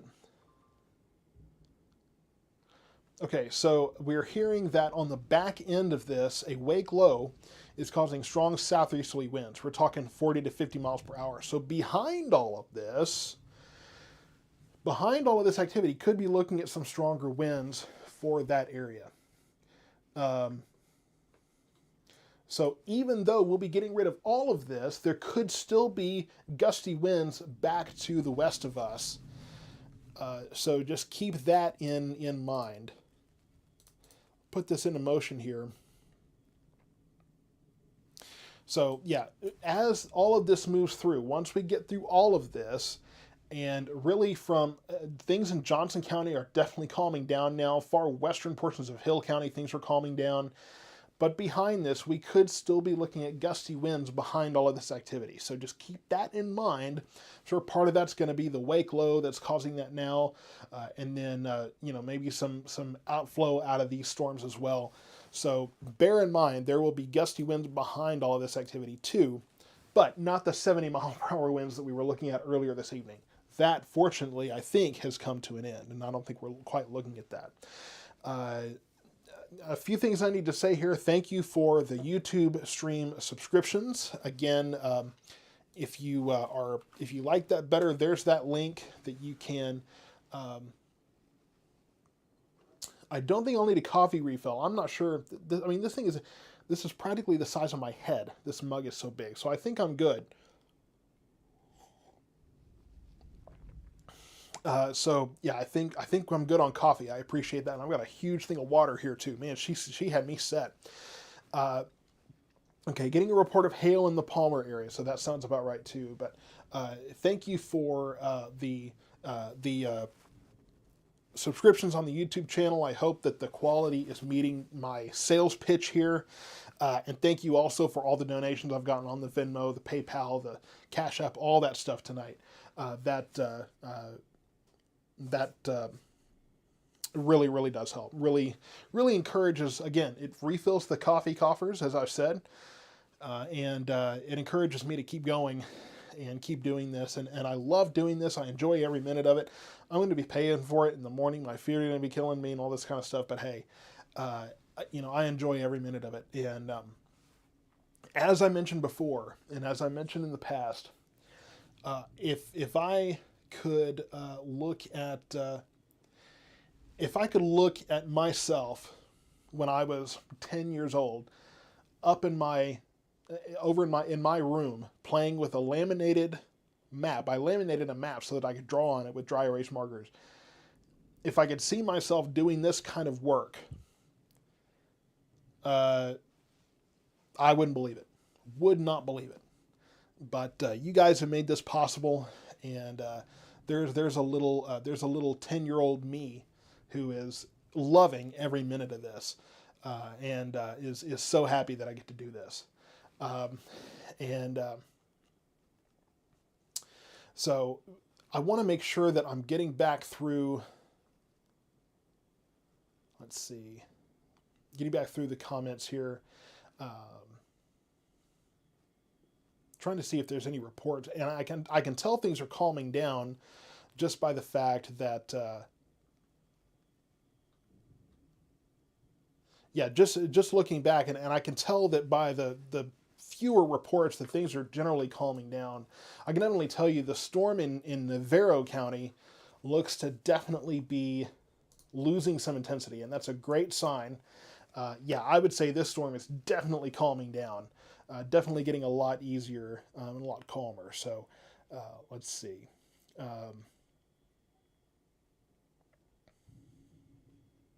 So, okay, and there's a comment about Waco. You guys, my understanding is that Waco has its own medium market. Are they not covering that area? In fact, I don't think there's really nothing going on in Waco right now. So that's probably why nobody is covering it. There's nothing happening there at this moment. It's all Hill County, Navarro County. So, if there's you're not being covered in Waco by your local media market there because there's nothing happening there tonight. So that's the solace, is that there's nothing happening in Waco right now, so that's why there's no coverage there. So enjoy that. Pea-sized hail and strong winds in Abilene right now. So that looks to be where we're kind of looking at the strongest hail threat right now, is in the Abilene area. So that's what I'm most concerned with right now. The severe thunderstorm warning in Corsicana and the Navarro County area has been canceled here. So this storm is weakening here. So what I will say, though, is you still have this storm to the east, just moving into the Blooming Grove area. The severe thunderstorm severe thunderstorm watch has been canceled to our north and to our west. So that's encouraging that we are not expecting any kind of severe weather behind this activity. So the watch has been canceled to our north, and mostly to our north at this point, north and west. So really, this should be it. I would not be surprised to see some flooding out there. I've not heard reports of any street flooding and that kind of thing. I can tell you, my street out here there's definitely pooling going on out there. That drains pretty efficiently into a creek. I'm pretty sure the creek near me is going to be full at this point, going to be pretty full going forward. But we're not looking at the kind of flooding concerns that I haven't seen a lot of reports from emergency management, that kind of thing too. But the strongest storm right now, one of the stronger storms, is from near Dawson up through far western portions of Navarro County, up into, again, the Bardwell, Abilene area, up through really now the Palmer area up to Ferris. So and here we go. So yeah, moving into the I-45 corridor here in Ellis County. So gusty winds possible, some hail with this as well. This is not severe warned at this time. However, this storm over in Hill County is severe warned. So that's what we will be watching for as we go forward. And turning on the velocity, could be looking at some gustier winds here, not looking at a tornado threat. So I know that question comes up occasionally, but not seeing any tornado threats here. Gustier winds possible from south of Itasca down towards Abbott and west here. So not looking at that kind of issue. Gusty winds could be increasing in the Blooming Grove area from Bird down to Blooming Grove down towards Dawson. Could be some gustier winds moving towards the Corsicana area with that storm as well. And we'll take a quick look at the hail threats here. Yeah, still seeing a bit of a hail threat in the Bardwell, Abilene area down towards Blooming Grove with this storm as well. And then over in towards Hillsboro here, could be looking at some hail as well. Not seeing anything too huge, not too terribly concerning. I think things are generally winding down across our area. And of course, every time I say that, I jinx it. But just looking at these storms, a special weather statement issued for this second round, this storm here. So that's what we're looking at. But generally, overall, I know this storm, the one east of Corsicana, definitely wound down quite a bit there. The storm in western Ellis County, eastern Navarro County, looks to be holding some decent power here. Gusty winds possible, small hail with that. And then this storm in Hill County looks to be weakening somewhat. So I think we're looking at a less of an issue there with that storm overall. So we're in a pretty good spot at this moment. Things are not too terribly intense at this point. So we're in a pretty good spot. Hopefully, as we go through the evening and as things are worked over more, we'll kind of start seeing this stuff lose intensity. Really, I think the strongest storm at this point is going to be this storm in eastern Navarro, western Ellis County at this point, just from what I can tell. So that looks to be the biggest concern. We'll check the winds again, just kind of get an idea of what we're looking at area wide. And yeah, it looks like so from east of Ferris through Ennis down into the Blooming Grove area. Looks like we could be looking at some gustier winds with this storm. Hail is increasing as well, so I would not be surprised to see a severe thunderstorm warning issued for Navarro and possibly eastern Ellis County there. Probably just Navarro County. I think the eastern Ellis County section of the storm, not terribly intense. The strongest section of that does appear to be west of Corsicana, where we could be looking at another swell of gustier winds moving through. And then we have the severe warning storm in Hillsborough area, the Hill County storm. Doesn't look as intense at this time. So, you know, luckily we're not looking at the kind of storm that is intense as what we had earlier this evening when we started, when of course that's the storm that killed the power here and delayed things here. But I mean, we've got to be going on at least 3 hours of coverage here, almost maybe 4. Let's see. Yeah, about an hour and a half of this stream, hour and a half of the last stream. So, and there was about 10, 15 minutes in there in between. So, yeah, we're closing in on 4 hours here of total work. So I think I've earned my pay with all of these storms tonight. And here's hoping that I get a lot of sleep tonight. Really, really hoping for that. And hey, we have a chance to do all of this again tomorrow. More storms are possible tomorrow night. Fortunately, the severe weather threat does not look as intense for our area. I'll be watching that throughout the day tomorrow. We'll keep in mind all of that. And I'm seeing stream struggling. Now, I don't think that's on my end. Anybody else can let me know, but I think any issues with the stream might be on the end user end. So hopefully that doesn't cause any problems there. Let's go back to the reflectivity. This storm here has weakened significantly, so I think things are fine here. My main concern right now is this storm in, again, western Navarro County, eastern Ellis County. So now, and then also the one moving into Hillsborough right now. So these two storms are the most intense right now. And then if we zoom out, it's, you know, we're clear from there. Also, again, I would say, if you're watching and I'll post it here again, if you're watching the Facebook feed, the quality is not as great, just not quite as great as on the Facebook feed is not as great as the YouTube feed. So just keep that in mind. We just crossed 2,400 subscribers on the YouTube channel. I appreciate that. Again, watching the YouTube stream allows me to put my best foot forward on these streams, right? Because the quality is the best. So I appreciate tuning in there. You're able to put me on your TV. You're able to, again, fulfill that little kid's dream of doing the weather on the TV. So put me on the TV. I'm a TV star, that kind of thing. That's fun to talk about. But so the only severe thunderstorm warning in our area right now is in Hill County.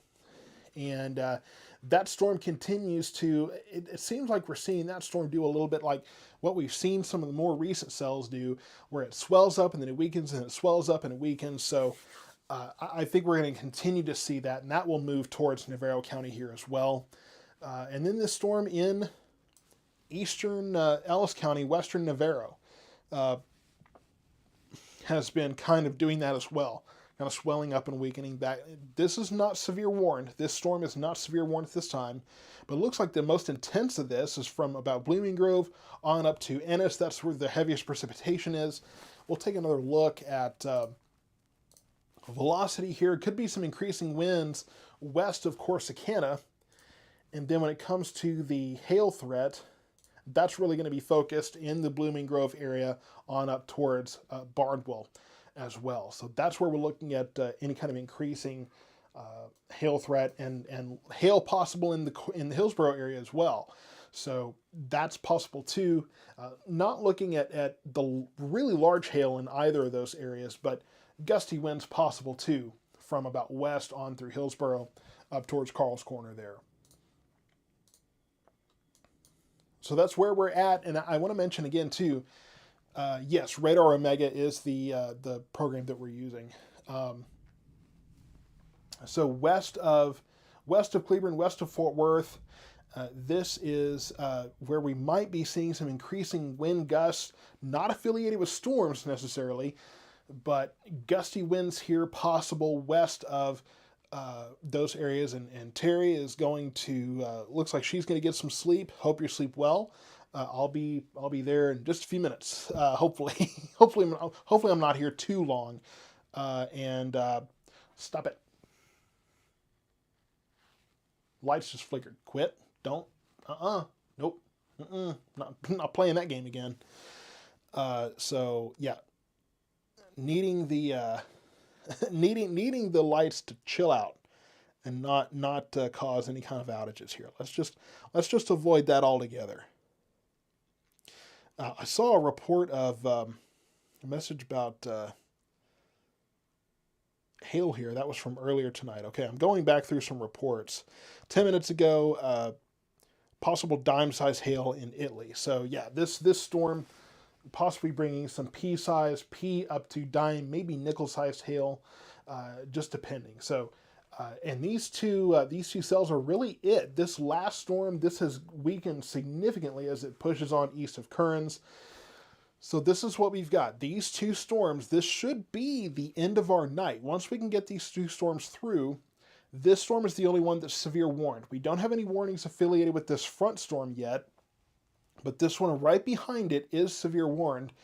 And yes, it does look like we have a chance of more storms tomorrow night. At this point, it doesn't look to have the probability, the likelihood of severe weather that this one does. If nothing else, we may just have to activate the radar-only stream, which to plug that's exclusive to YouTube, and that allows you to see the whole area on just a whole view of the radar. No audio, no nothing, not me poking around and zooming in on different things, just allows you just to watch this area. Okay, we got somebody in Clinton, Illinois, and this is only covering Texas, so it's a little farther out of your area, but hey, I enjoy the farther away view. Let's see. Lake Fork for the bass tournament. Let's see, where is Lake Fork? I used to know where Lake Fork was, and I'm blanking now. So if anybody wants to point that out to me.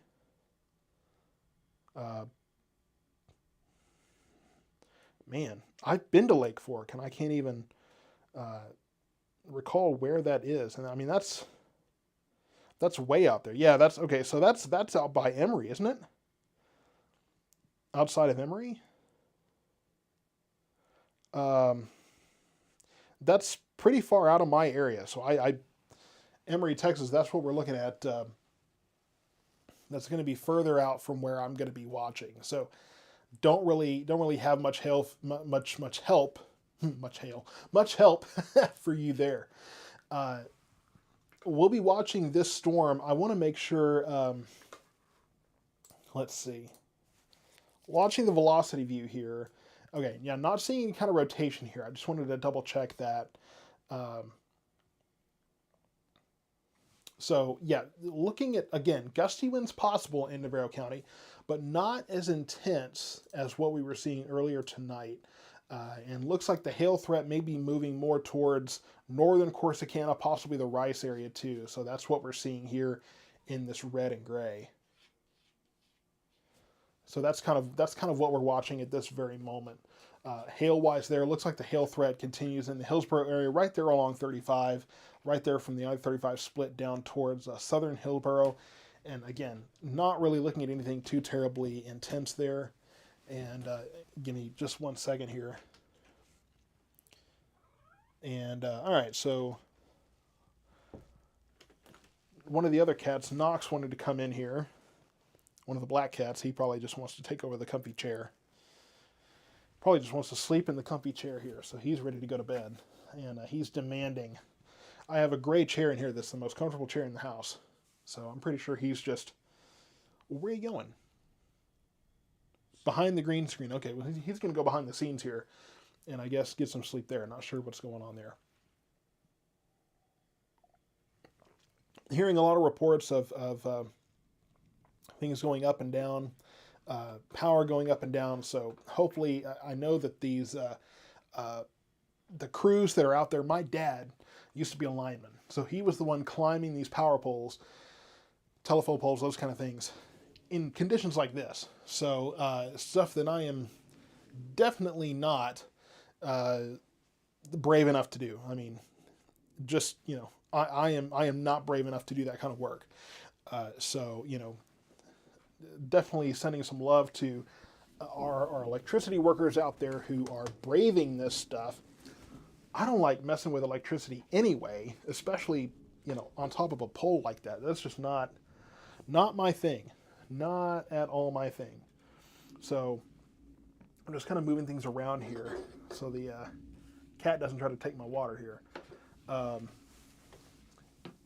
But definitely not my cup of tea doing all that work. So I really appreciate all of that help from them. So let's go back to our big view here. Again, so yeah, it's kind of what we're seeing northwest of Corsicana there, looking at possible hail core, kind of flaming up, firing up there, sparking there. And then east of Hillsborough now, moving from west to east of Hillsborough is that second storm. So coming up on 1:30 in the morning, this is what we've got. And this storm kind of weakened out, not really a concern now, but we have these two storms left. And beyond that, we should be wrapping up. Now, there's a little bit of development here in the Meridian area. Now, I don't see that really causing too much of an issue.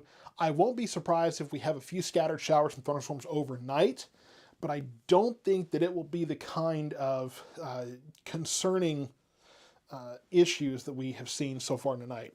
And really, Knox is going to lay, this cat is going to lay right in my way. You better hope that I don't have to go to the other side of the screen, dude. I'm going to be stepping right on. Yeah, I'm talking to you. Cats. Can't live with them, can't live without them. So, this is what we're watching across our area. And I know that, everybody's probably tired of this. In fact, let's talk about who doesn't have to deal with this stuff. In Johnson County, I think you're done for the night. Looks that way. Looks like Johnson County is done for the night. Things are done there. You guys have been through the ringer tonight, so things are done. Looks like most of northern Ellis County, really northwestern Ellis County, the Midlothian area, I think you're done for the night. Still got some of this activity in eastern Ellis County from this storm that's moving through. And then once that's through, I think south of Waxahachie will be the most, where you're seeing most of this activity. Plenty of lightning still, though, all over Ellis County. So not safe enough to go outside, but I think we can say that the severe weather threat, really for the whole area, is diminishing at this point. Not gone, not completely done, not out of here, but I would definitely say that the severe weather threat is slowly but surely going down across our area tonight. So that's a little bit of encouragement. The Ennis area, looking at heavy rain here. I don't think you're looking at much of a hail threat or wind threat here, but just heavy rain in the Ennis area and continuing on east of 45. And then again, from Hill County, this is the one severe warn storm we have that is moving through that area. So these storms continue to move eastward, probably around 30 miles per hour, I would say. And again, I know that these areas, and we started out tonight with the northern counties being our main focus area. That has shifted now to our southern counties. So, I know a lot of people are ready to go to bed. You're waiting for me to give you that all clear, right?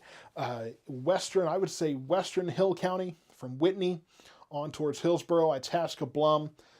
I think the severe weather threat has passed you at this point. Any kind of severe weather threat is going to be going into eastern portions of Hill County here. That other one from moving into Corsicana now from Blooming Grove. And then behind this storm, we have one more round, and then you guys are done. So things are quieting down across Ellis County here. Really the big hail threat at this point from Corsicana to Rice. about to cross 45 here in the next several minutes. And like I talked about, these are storms that will swell up, they'll strengthen, and then they kind of weaken, and they strengthen again, weaken again. It's just kind of an up or down deal across most of that area. I'm going to check a couple of sources here.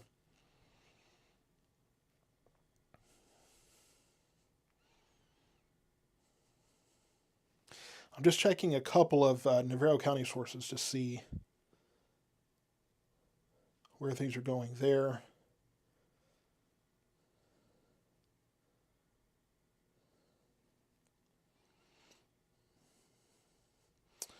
Okay. Yeah, I'm just checking a couple of places for some updates. The good news, of course, being that things, like I said, have been calming down quite a bit across our area. Not over. We're not done with this. I'm still live, so we still have things to watch for. And again, before I start zooming in and everything, we do again have that severe weather stream, or that live radar only stream, I should say. It's only the radar covering this area, so you can see the areas where it's moved through, where it's clear. You can see where the storms are now. You can see where those are moving. So that's going to give you the best overall view. There's no audio. There's nothing like that. And then here in our particular area, or on this stream rather, you're able to see, just the stream, just the discussion and the specifics and the zooming in and all that kind of thing. So best of both worlds, exclusive to the radar only stream. Is exclusive to YouTube. So again, I talked about the fact that we're looking at the biggest hail threat right in the M House area, moving towards Corsicana, moving towards Rice, and everywhere in between that stretch of I-45 there. So this is continuing to move off to the east. So just be prepared in Roan there, possibly towards Powell and Currens as it gets on the other side of Corsicana. Could be looking at a bit of a hail threat. I don't think we're looking at any hail that's too terribly large at this point.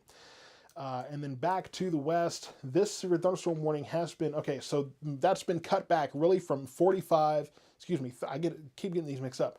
From 35 on east to the end of the county is where that severe thunderstorm warning is limited.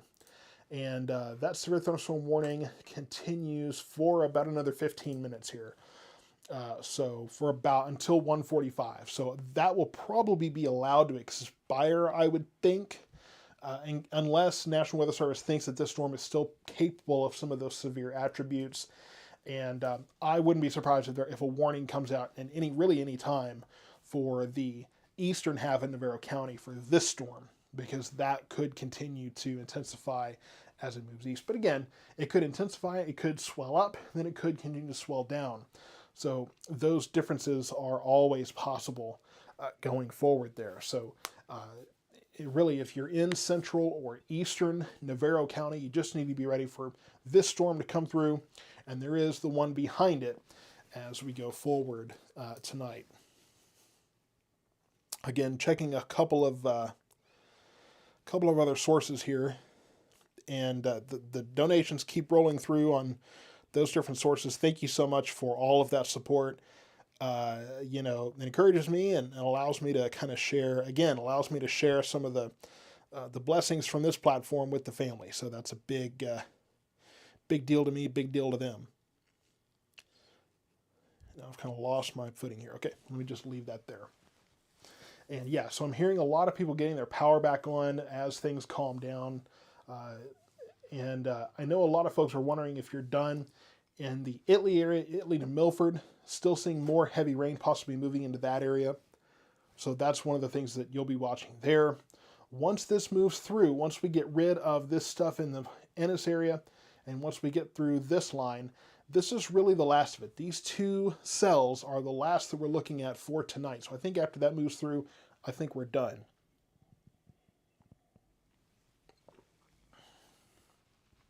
So that's kind of where we're sitting now. I need to get some water going here. I can tell I'm needing some of that. So let me go back through these comments here. So you're not done in Bardwell. I see that question there. You're not done in the Bardwell area yet.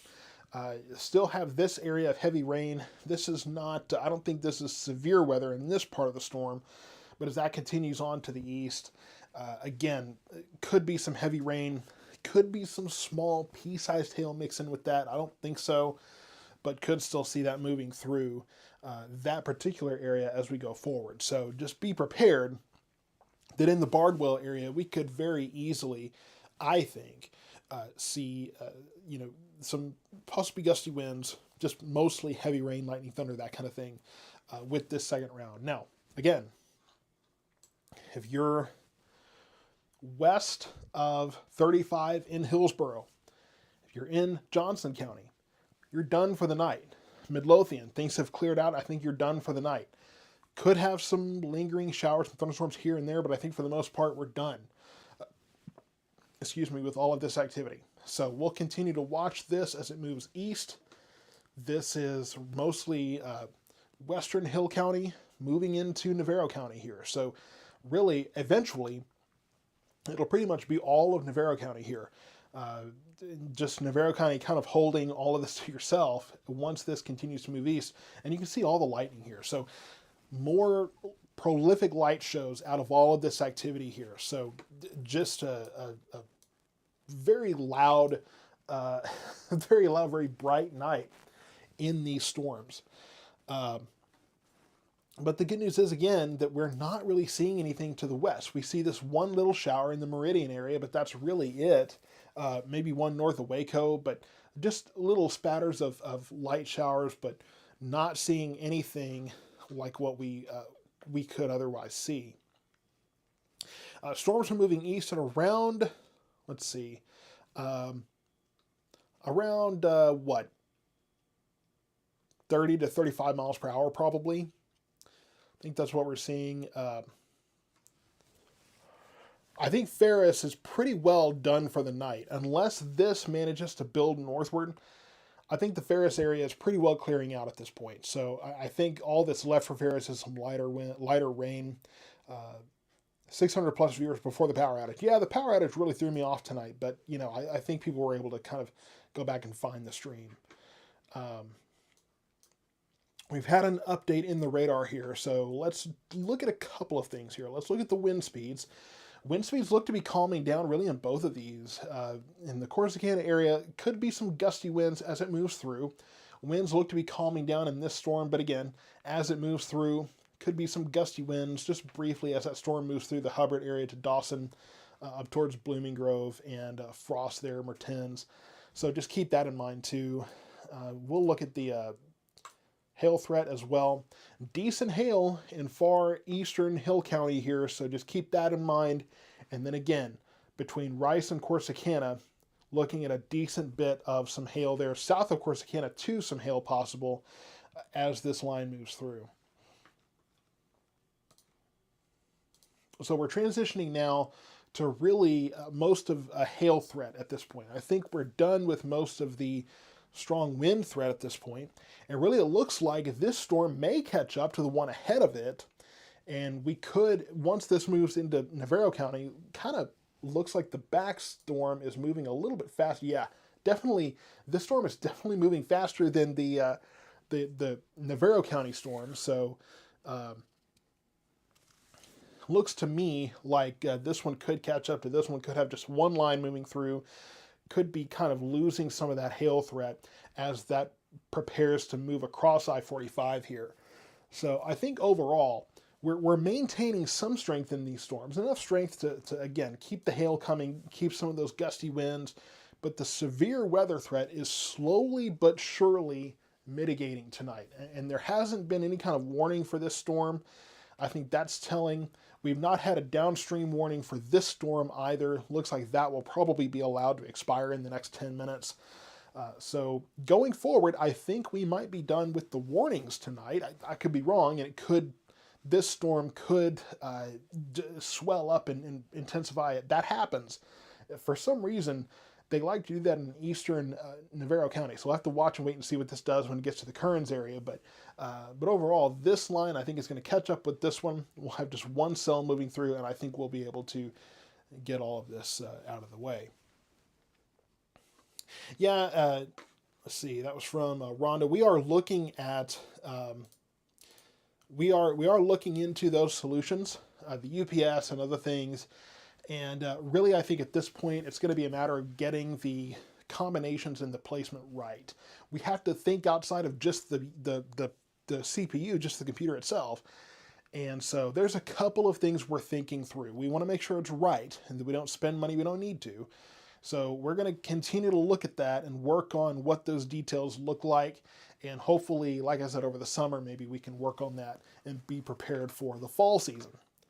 Because Lord knows in the summer, I can tell you it's sunny and hot, and that's pretty much probably going to cover most of that. Watching some development north of Waco here, boy, I really hope that this is not going to get too much bigger than that, because I think all of us need to be done for the night soon, right? I think we need to be able to wrap things up soon. But we'll continue to watch this little cell here as it develops. And you can see some more kind of development, more kind of bubbling up here, but I don't see anything severe out of that activity. Really, the only thing we're looking at is just, again, these two storms. This back storm looks to be catching up with this front one. We'll wait and see what that's going to do there. But again, the wind threat has been diminished greatly tonight. Not anywhere near the kind of situation we were looking at earlier tonight. So not near as intense. And down to the south here, northeast of Dawson, southeast of Dawson, northwest of Wortham, could be looking at some attempt at some rotation there, just east of El Dorado Center, but doesn't look too terribly concerning at this moment. Yeah, okay, so next, again, I've talked about how we can go, sometimes we go scan for scan, and that doesn't look too terribly concerning. Now south of Corsicana, we're looking at some green and red getting together here, but that is, so we'll keep an eye on that too. And again, in any of these storms, it's possible to get just a little bit of rotation here, but it's really not terribly concerning for me, and then really not much of a wind issue at all in this back storm. So I think that's why no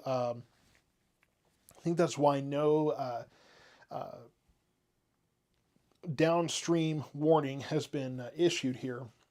And David, you're right. The rain totals tomorrow will be impressive, and we'll make a post on that. We'll discuss that tomorrow. Might just do a forecast video, special forecast video for. Usually don't do those on Sundays, but might do that tomorrow just so we can talk about that. But we're watching. We're going to keep an eye on this south of Corsicana, just to make sure maybe this is an anomaly and not something that we're going to see. So we'll put this on a loop, and it looks like this one scan might be a little bit of an anomaly here, but we'll keep an eye on that and make sure that we're not looking at some kind of rotation trying to develop there in the area south of Corsicana.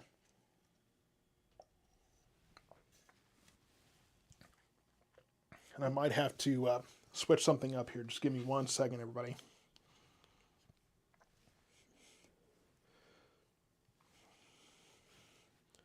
Told that the earpiece is low.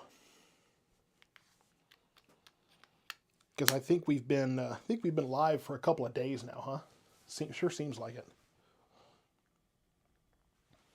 So I think we might have to.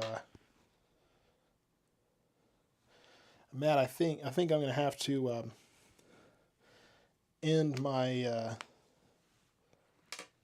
involvement in the voice chat there in Discord. So I'll pull up your text stream and we can just discuss there. So if you need to send me something in the just text that to me.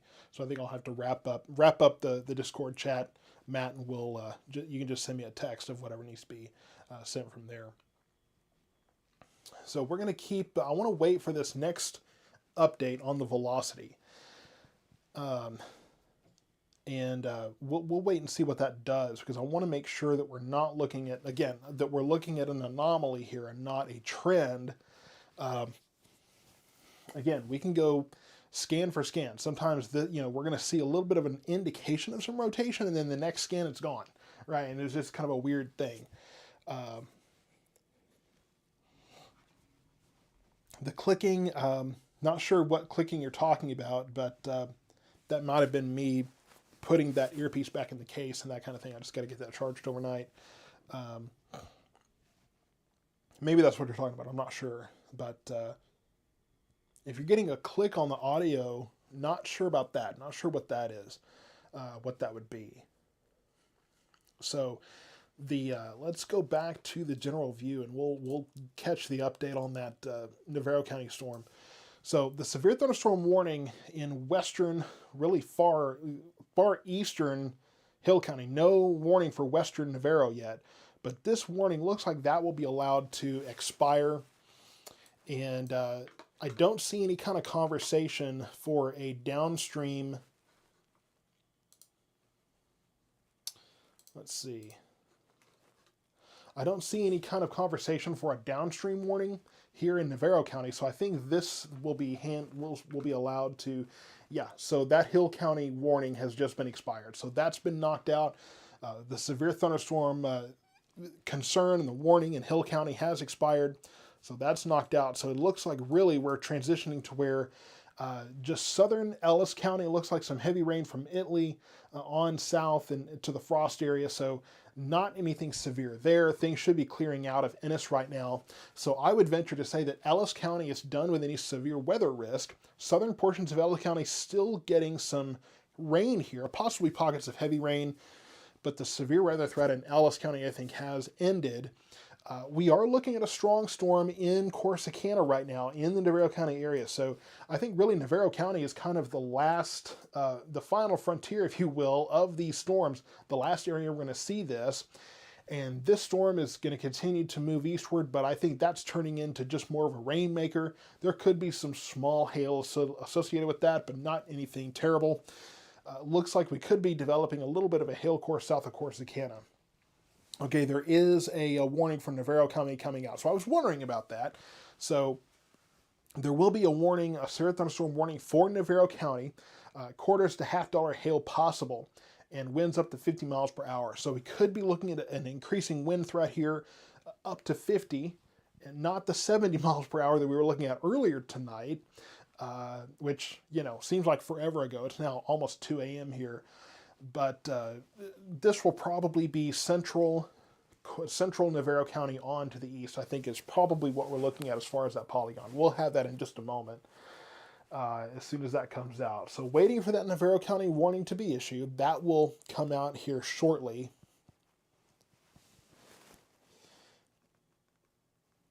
Let's see here. Get a question over to the moderator here. And it looks like a lot of folks have dropped out of the stream here, but I think we could probably get some more, once that Navarro County warning is posted.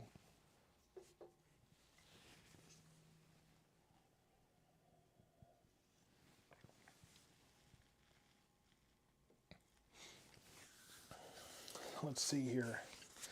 And, I mean, I'm telling you what, my feet are killing me right now. So I might be going over to Evolve Health and Wellness this week to get that worked out.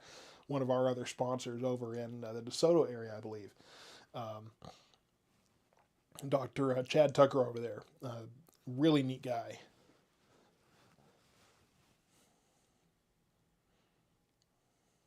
So we'll wait for that severe thunderstorm warning in Corsicana and Navarro County to be posted. Like I say, I'm pretty sure that'll probably go from just west of Corsicana on east. That would be my expectation. I don't know if they're accounting for any of this backside storm here. Likely not. I wouldn't imagine so. So we'll see when that warning is issued here shortly. That should be coming out any second now. While we're waiting for that, really the rest of the area is cleared out. We do have this one cell that will be moving into southern Hill County, but that does not appear to be anything that's going to be severe. So I don't think that's going to do much. I think really the severe weather threat for Hill County has passed.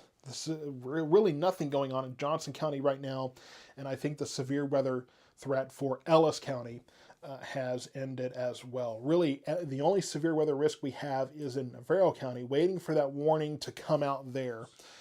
Here's an update here. So again, that hail core right in the Corsicana area, really southern Corsicana. So really the kind of the downtown area there, over to the Walmart there, I would say on the southern side of town, right where 35 and 45 come together. So this is where that biggest hail threat is going to be, southern side of town, just north of Mustang. So that'll kind of ride that I-31 corridor there. So that's going to continue on to the east.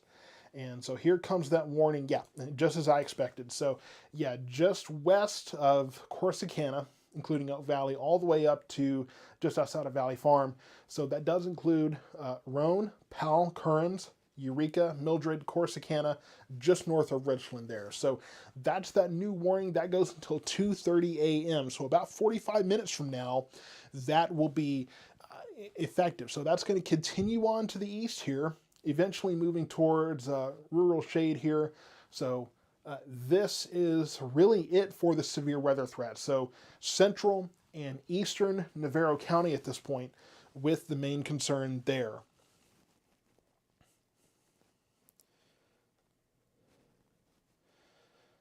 Okay. Just getting a question out here. And I'm going to have to keep sucking the coffee, man. We just keep on rolling.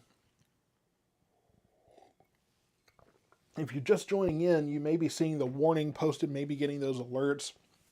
We do have a new severe thunderstorm warning for Navarro County now that goes until 2:30 a.m. So again, about another 40 minutes or so, 42, 43 minutes. And so as this continues to move east, we will be watching this and could continue to see that hail threat. I don't think we're really looking at much of a wind threat. Winds up to 50 miles per hour mentioned by the National Weather Service. Hail, though, 1.25 inches in diameter. So that's a decent sized hailstone that does cross past really that 1 inch in diameter hail threshold for a severe thunderstorm. So that's what we're looking at right now across the Navarro County area. So really, it's right around Corsicana and going to be heading east towards Mildred, possibly Powell, Kearns, and rural shade there. So that's really the main part of the storm we're watching. We'll take a look at velocity and see if we see anything here. In the Mildred area, we could be watching for some broad rotation here. I don't really see anything that has me terribly concerned about any kind of dangerous rotation at this time. And then really the hail threat is pretty much confined to southern Corsicana here, right there at 45 and 31. So that will be continuing on to the east. So that's really the kind of the justification for this severe thunderstorm warning. And this yellow here is the warning. That's the polygon that you're seeing. And of course, the radar overlays the polygon. So if you're seeing the kind of the weird colors there, that's really the responsibility for that. And the chat has slowed down as well, so presumably not a whole lot of action going on there. Waiting for an update from the radar. Should get one pretty soon from this. So really this storm not producing much of a wind threat at this point. Not really seeing much there, but we are looking at continued hail risk in that area. And I think that's really what prompted that warning. And time will tell if this is going to be one of those storms, again, that swells up, strengthens, and then maybe weakens. So we'll have to watch and see if this is going to be one of those that, strengthens up and then weakens. The other concern here, and I haven't talked enough about this tonight, at least not in this current context, is the flooding concern. So we have all of this heavy rain moving through, but there's another blast of it coming in from the west. So again, another run of heavy rain, and heavy rain in the Abilene, Bardwell area here too. Frost as well, Blooming Grove. So parts of southern Ellis County as well are going to be moving towards Alma and Rice there. But just keep in mind, that there is more concern for flooding in this area. Charlie, you're saying almost 2.5 inches in Corsicana so far. My goodness. And I wouldn't be surprised if you cross 3 inches of rain just from continued rain in Corsicana and then this last bit. So yeah, the numbers will look interesting tomorrow as we go forward. Saddle Tramp going to bed, so go get some rest, and I will live vicariously through your rest there. I will say, if anybody is jumping on the Facebook stream, let me just post the YouTube channel one more time. The YouTube channel is definitely the best way to view this stream. You also have the radar only stream over there. YouTube is kind of where I'm putting the emphasis for the video content. The quality is better, that kind of thing, trying to build up that station so that we can put our best foot forward, get the best content going as far as our content there. So just do me the favor and jump over to that. And,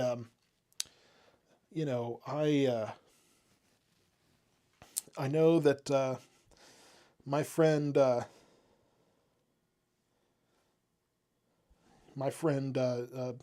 Evan Andrews probably waking up now. If not waking up now, probably waking up soon to be on Fox 4 starting at 4 a.m. So hopefully I'm not awake to watch him. Hopefully I'm in sleep by now, by then rather. So we'll see. This activity in Corsicana and Navarro County, I want to check up on the speed of this storm. I feel like we're talking, we're looking at 35 miles per hour. It says 35 miles per hour. I feel like we're looking maybe 30 miles per hour. I feel like this one isn't quite moving as fast. And I'm sure this storm, all the energy from this one is getting sucked up by this last remaining severe storm. So that's probably the kind of the story of what we're looking at there. It looks like 5 miles per hour. I know it's pretty. Looks like it's moving pretty slowly. And we'll put this into motion here. And so here's that core, that hail core making more of a northern move here. So possibly up towards Powell and Roan here. So moving through the town of Corsicana right now, this hail core, decent sized hail, could be 1.25 inch sized hail moving through there right now. So that's probably creating a lot of the noise in that area, getting a lot of the attention. And we'll take another look at the integrated liquid here, that vertical liquid. Yeah, so decent hail core moving through Corsicana area right now, and that will continue to kind of push to the northeast. So the Roan area, here's that update. So really Powell and Roan, possibly Kearns. It could slide north of Kearns here in the next several minutes, but that's kind of what we're looking at in terms of everything in this vicinity. Okay, so asking about Arkansas. I mean, that's pretty far out of our coverage area right now. I mean, I can take a peek on another screen here, but that's pretty far out of our area. And really, if I'm being completely honest, I don't even know what part of Arkansas that is. Really, there's not anything much going on in Arkansas. It looks like south of Fort Smith there's some storms, but really nothing happening there. This is north and central Texas where we are, so not really much I can help you with there as far as Arkansas is concerned. We're here in North Texas and north central Texas between Dallas and Waco. That's this coverage area. So I'm not one of those national coverage places. I'm pretty sure if I went national, the folks from this particular area would be probably there'd be pitchforks and torches and all kinds of stuff in my yard. Folks here would be pretty upset if I went national and didn't just cover here, right? Especially just after this rebrand. So I better keep things localized here.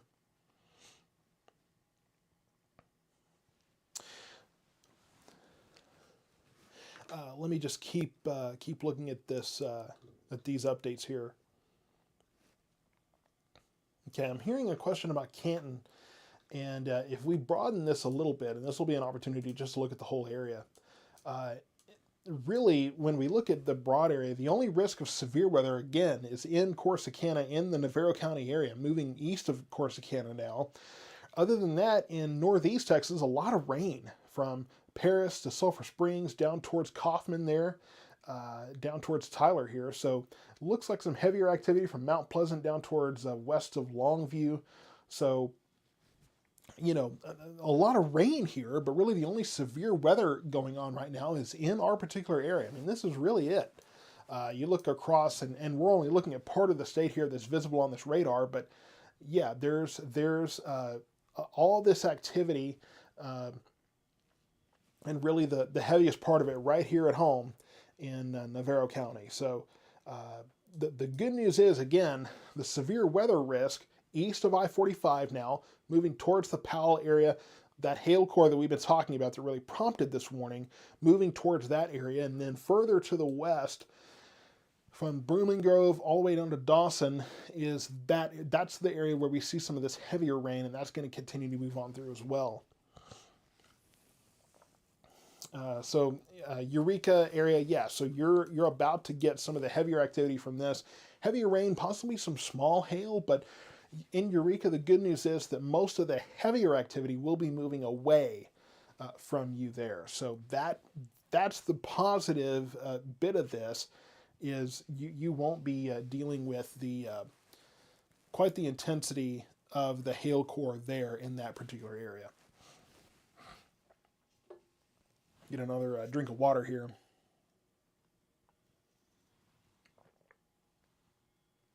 It's kind of cool, the radar. The green screen you can't really see. Let's see. See, now I'm just playing around, but you can barely see it now. Anyway. I'm sure you can tell I'm a little ADHD up here, but it's a miracle that I don't get so distracted or start playing with the radar. Ooh, that looks cool. None of that stuff. So, okay, asking Ellis County, yes, does look like, and we'll do another look at the whole area here, just to get an idea. So far southern Ellis County dealing with some possibly pockets of some heavier rain. No severe weather for Ellis County, though. All quiet on the western front in Johnson County, and really mostly quiet in Hill County here. Again, we have these little showers that are kind of bubbling up here, but nothing severe here. So just pockets of rain in Hill County. And then as we look off to the west, there's really nothing. Nothing to our west. Things have stayed quiet here. No new development. There could be gusty winds behind the storms. So don't be surprised if there's some 30 to 40 mile per hour winds behind all this activity, with a wake low that has developed here and is moving through.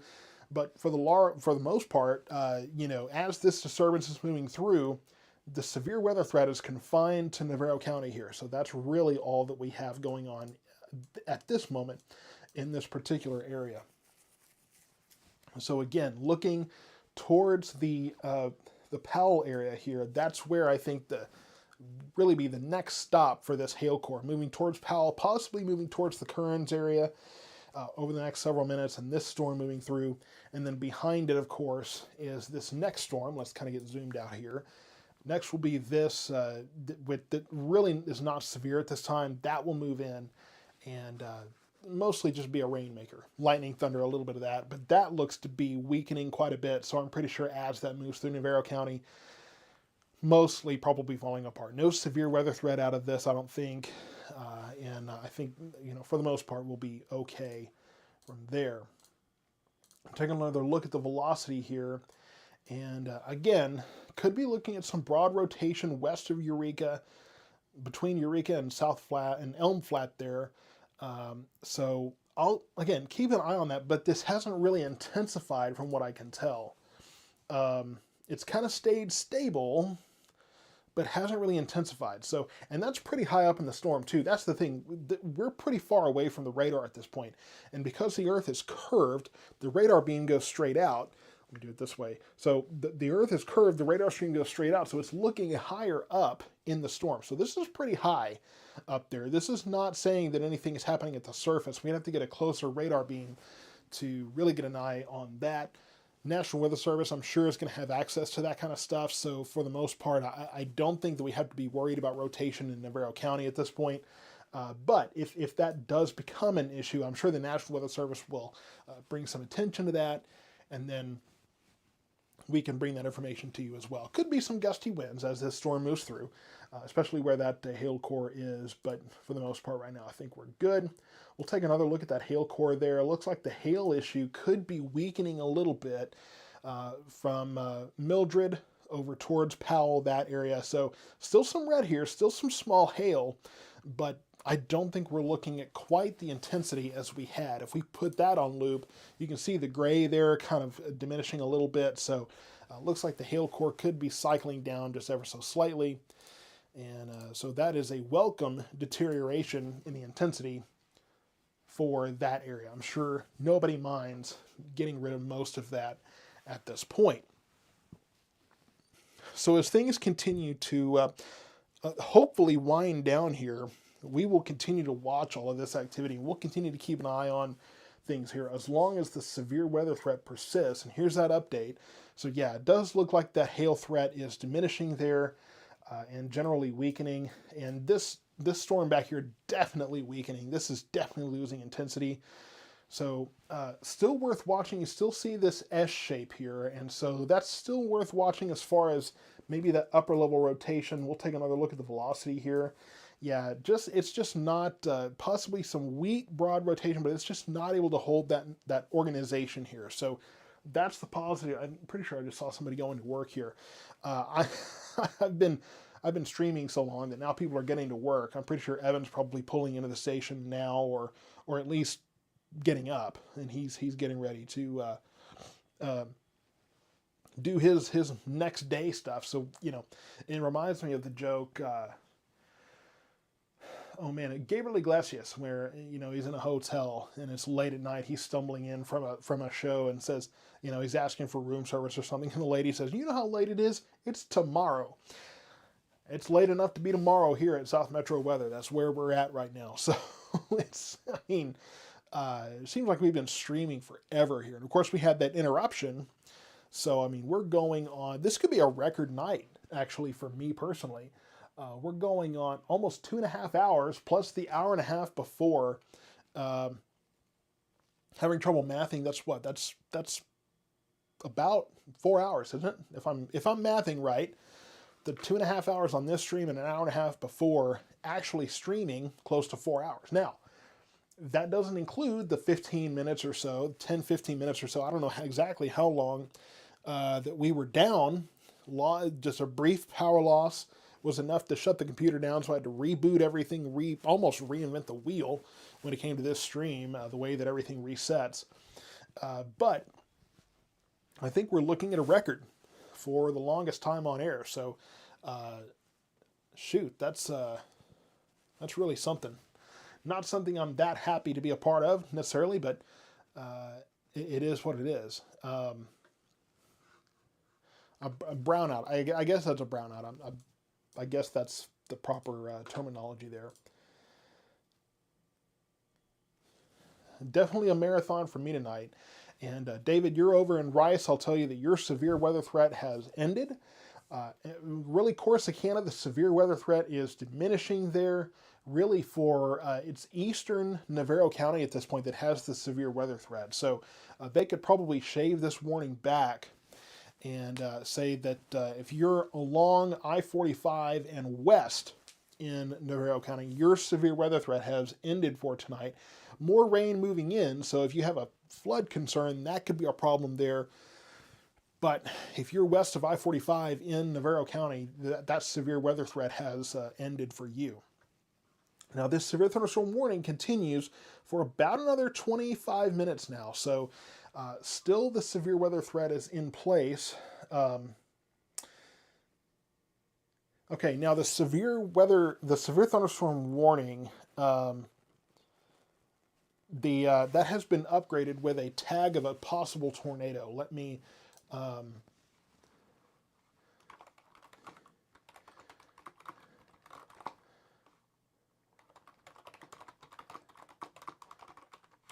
I'm getting information. I'm going to try to get clarification from the National Weather Service. They've added the tornado possible tag in Navarro County. So I'm requesting some clarification there. You see the severe, and just as I said, the severe thunderstorm warning has been kind of pulled back a little bit. But we are seeing, I've been talking about this broad rotation here, but now I'm seeing that the National Weather Service has updated the severe thunderstorm warning to add a tornado possible tag. These severe thunderstorm warnings were updated recently, where we were looking at, they were adding tags to this that would kind of alert to different possibilities. So there's not enough rotation, not enough evidence to add a tornado warning, but they have updated the severe thunderstorm warning to add a tornado possible tag. So I'm waiting for clarification from them on adding that tag to that severe thunderstorm warning so that I can hear what they're saying. And again, we're looking at the upper levels, and they may just be referring to the fact that this, whatever kind of rotation we've had here, and be it fairly broad looking, has persisted here. It looks like that has weakened in the last few minutes. But we have been watching that, and again, it's hard to tell because we're looking much higher in the storm. So from my perspective, it's tough to tell exactly what we're seeing there, but the National Weather Service has added that.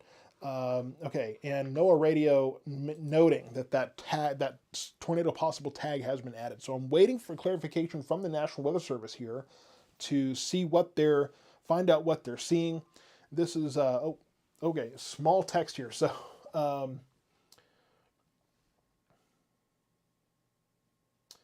reading here, just one moment here.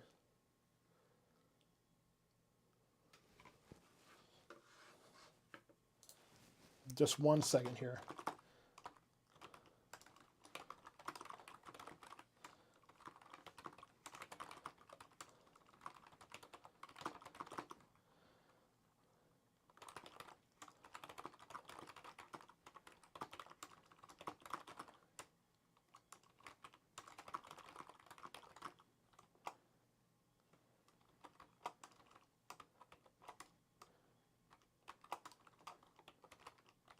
Okay, so yeah, the National Weather Service is, they were saying the same thing I was, and if we look back, let me actually pull this back a little bit.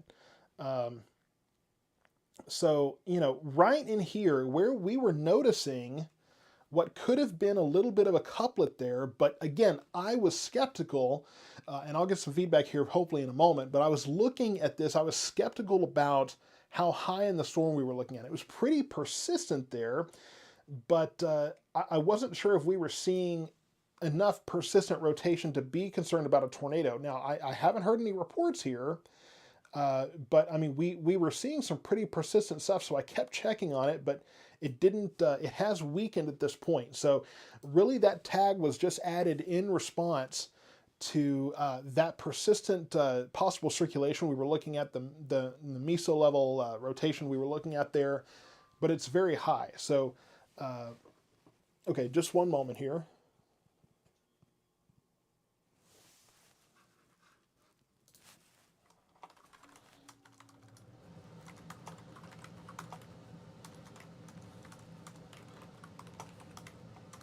Okay. All right. So just getting that information from the National Weather Service, and really, yeah, we were seeing the same thing, seeing this broad rotation here, and again, looking back, we could have been seeing some tighter. We were seeing some tighter circulation, but you're looking so high up in the storm here.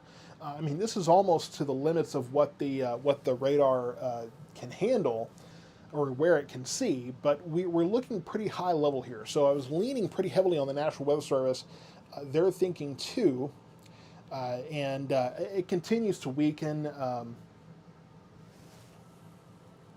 Yeah, so looking like if the weakening trend continues in this storm, as it has been, the warning could be canceled early. And there's only about another, I mean, this is what, until 2:30, so there's only about another 20 minutes left in the warning, but it could be canceled early. And this is continuing to move on to the east.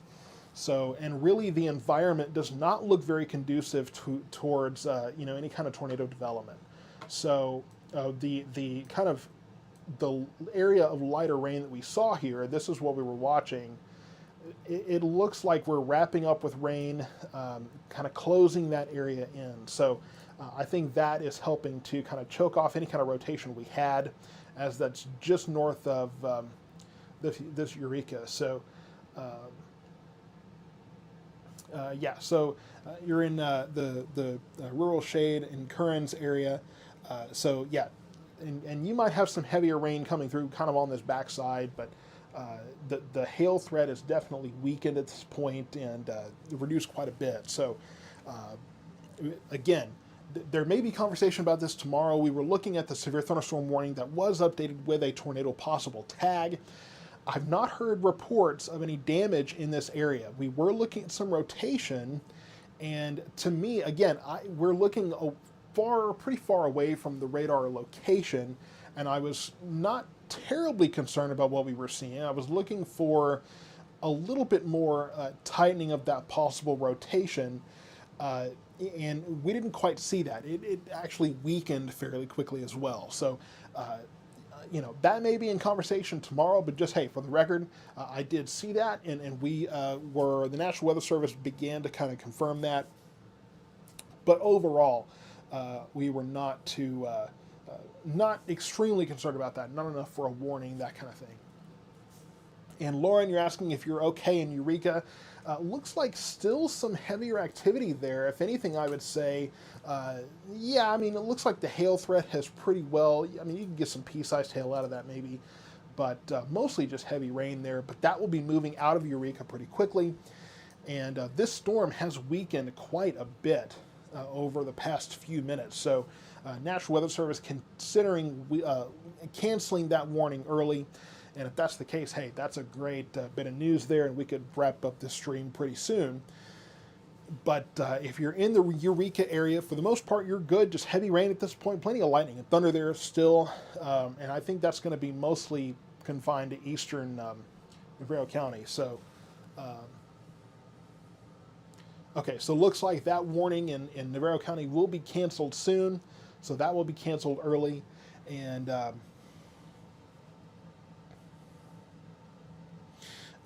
yes, so the rotation that we saw in the Eureka area is that has diminished greatly. So we saw a few frames of that tighter upper level rotation.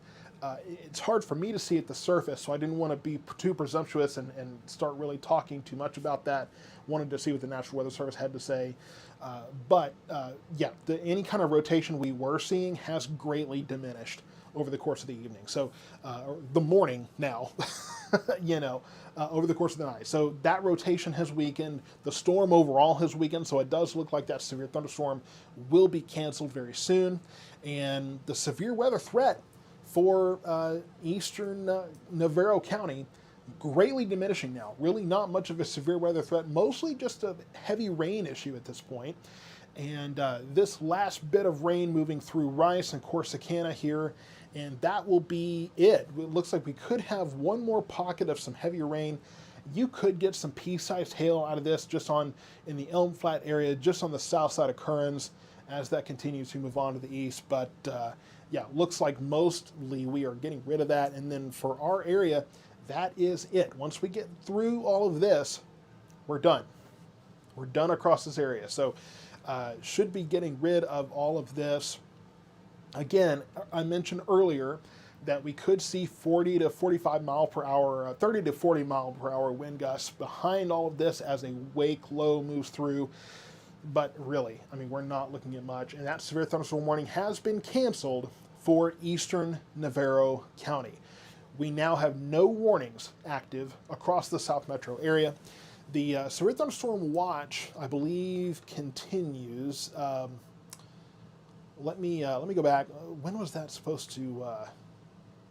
Okay, 4 a.m. is when the watch is supposed to continue to, at least for our area. But I don't think that we're looking at any kind of severe weather threat for our area now. This one storm in Navarro County continues to weaken. We have just one more little area that I think could bring some small hail to far eastern portions of Navarro County in the Currens area here. But I think that will continue to push on to the east. And for the most part, yeah, I think that we're done with the severe weather threat for tonight in this particular area. We'll put the motion on this one more time, kind of talk about this. This storm has definitely weakened quite a bit, and we were looking at the possibility of some rotation there. We had that tornado possible tag put on that severe thunderstorm warning briefly, just in response to some upper level rotation that was seen, but not anything too concerning there. And that'll be something that I'll be looking at tomorrow, comparing some notes, and we'll see. Hopefully I didn't miss anything there, but if I did, we will definitely look at that. And as you're looking further out from the radar stream, or the radar location, and you start looking higher up in the storms because of the curvature of the Earth, it gets harder to understand what's going on at the surface. So that's one of those things that, unfortunately, in this area, when you get into eastern Navarro County, it can be hard to read what you're looking at because you're looking so high up in the storm. It's hard to know if that's translating to the surface at all. So, like I say, I didn't want to be too terribly presumptuous. So, the severe weather threat for this area has ended. Heavy rain will continue for eastern Navarro County. We have this last bit of rain moving through Corsicana right now and Rice, down to what is that, Streetman there, and Richland there. So that will continue to move on to the east, but the severe weather threat has diminished. We're going to wrap up this stream. I'm going to try to get some rest. We're going on 4+ hours of coverage here. So thank you, everyone that has hung in there, supported this stream, and another chance of some storms again tomorrow night. We've been doing this pretty much daily for a while now. Another chance of storms tomorrow night. I will have a 7-day update, 7-day forecast update for you later on this morning.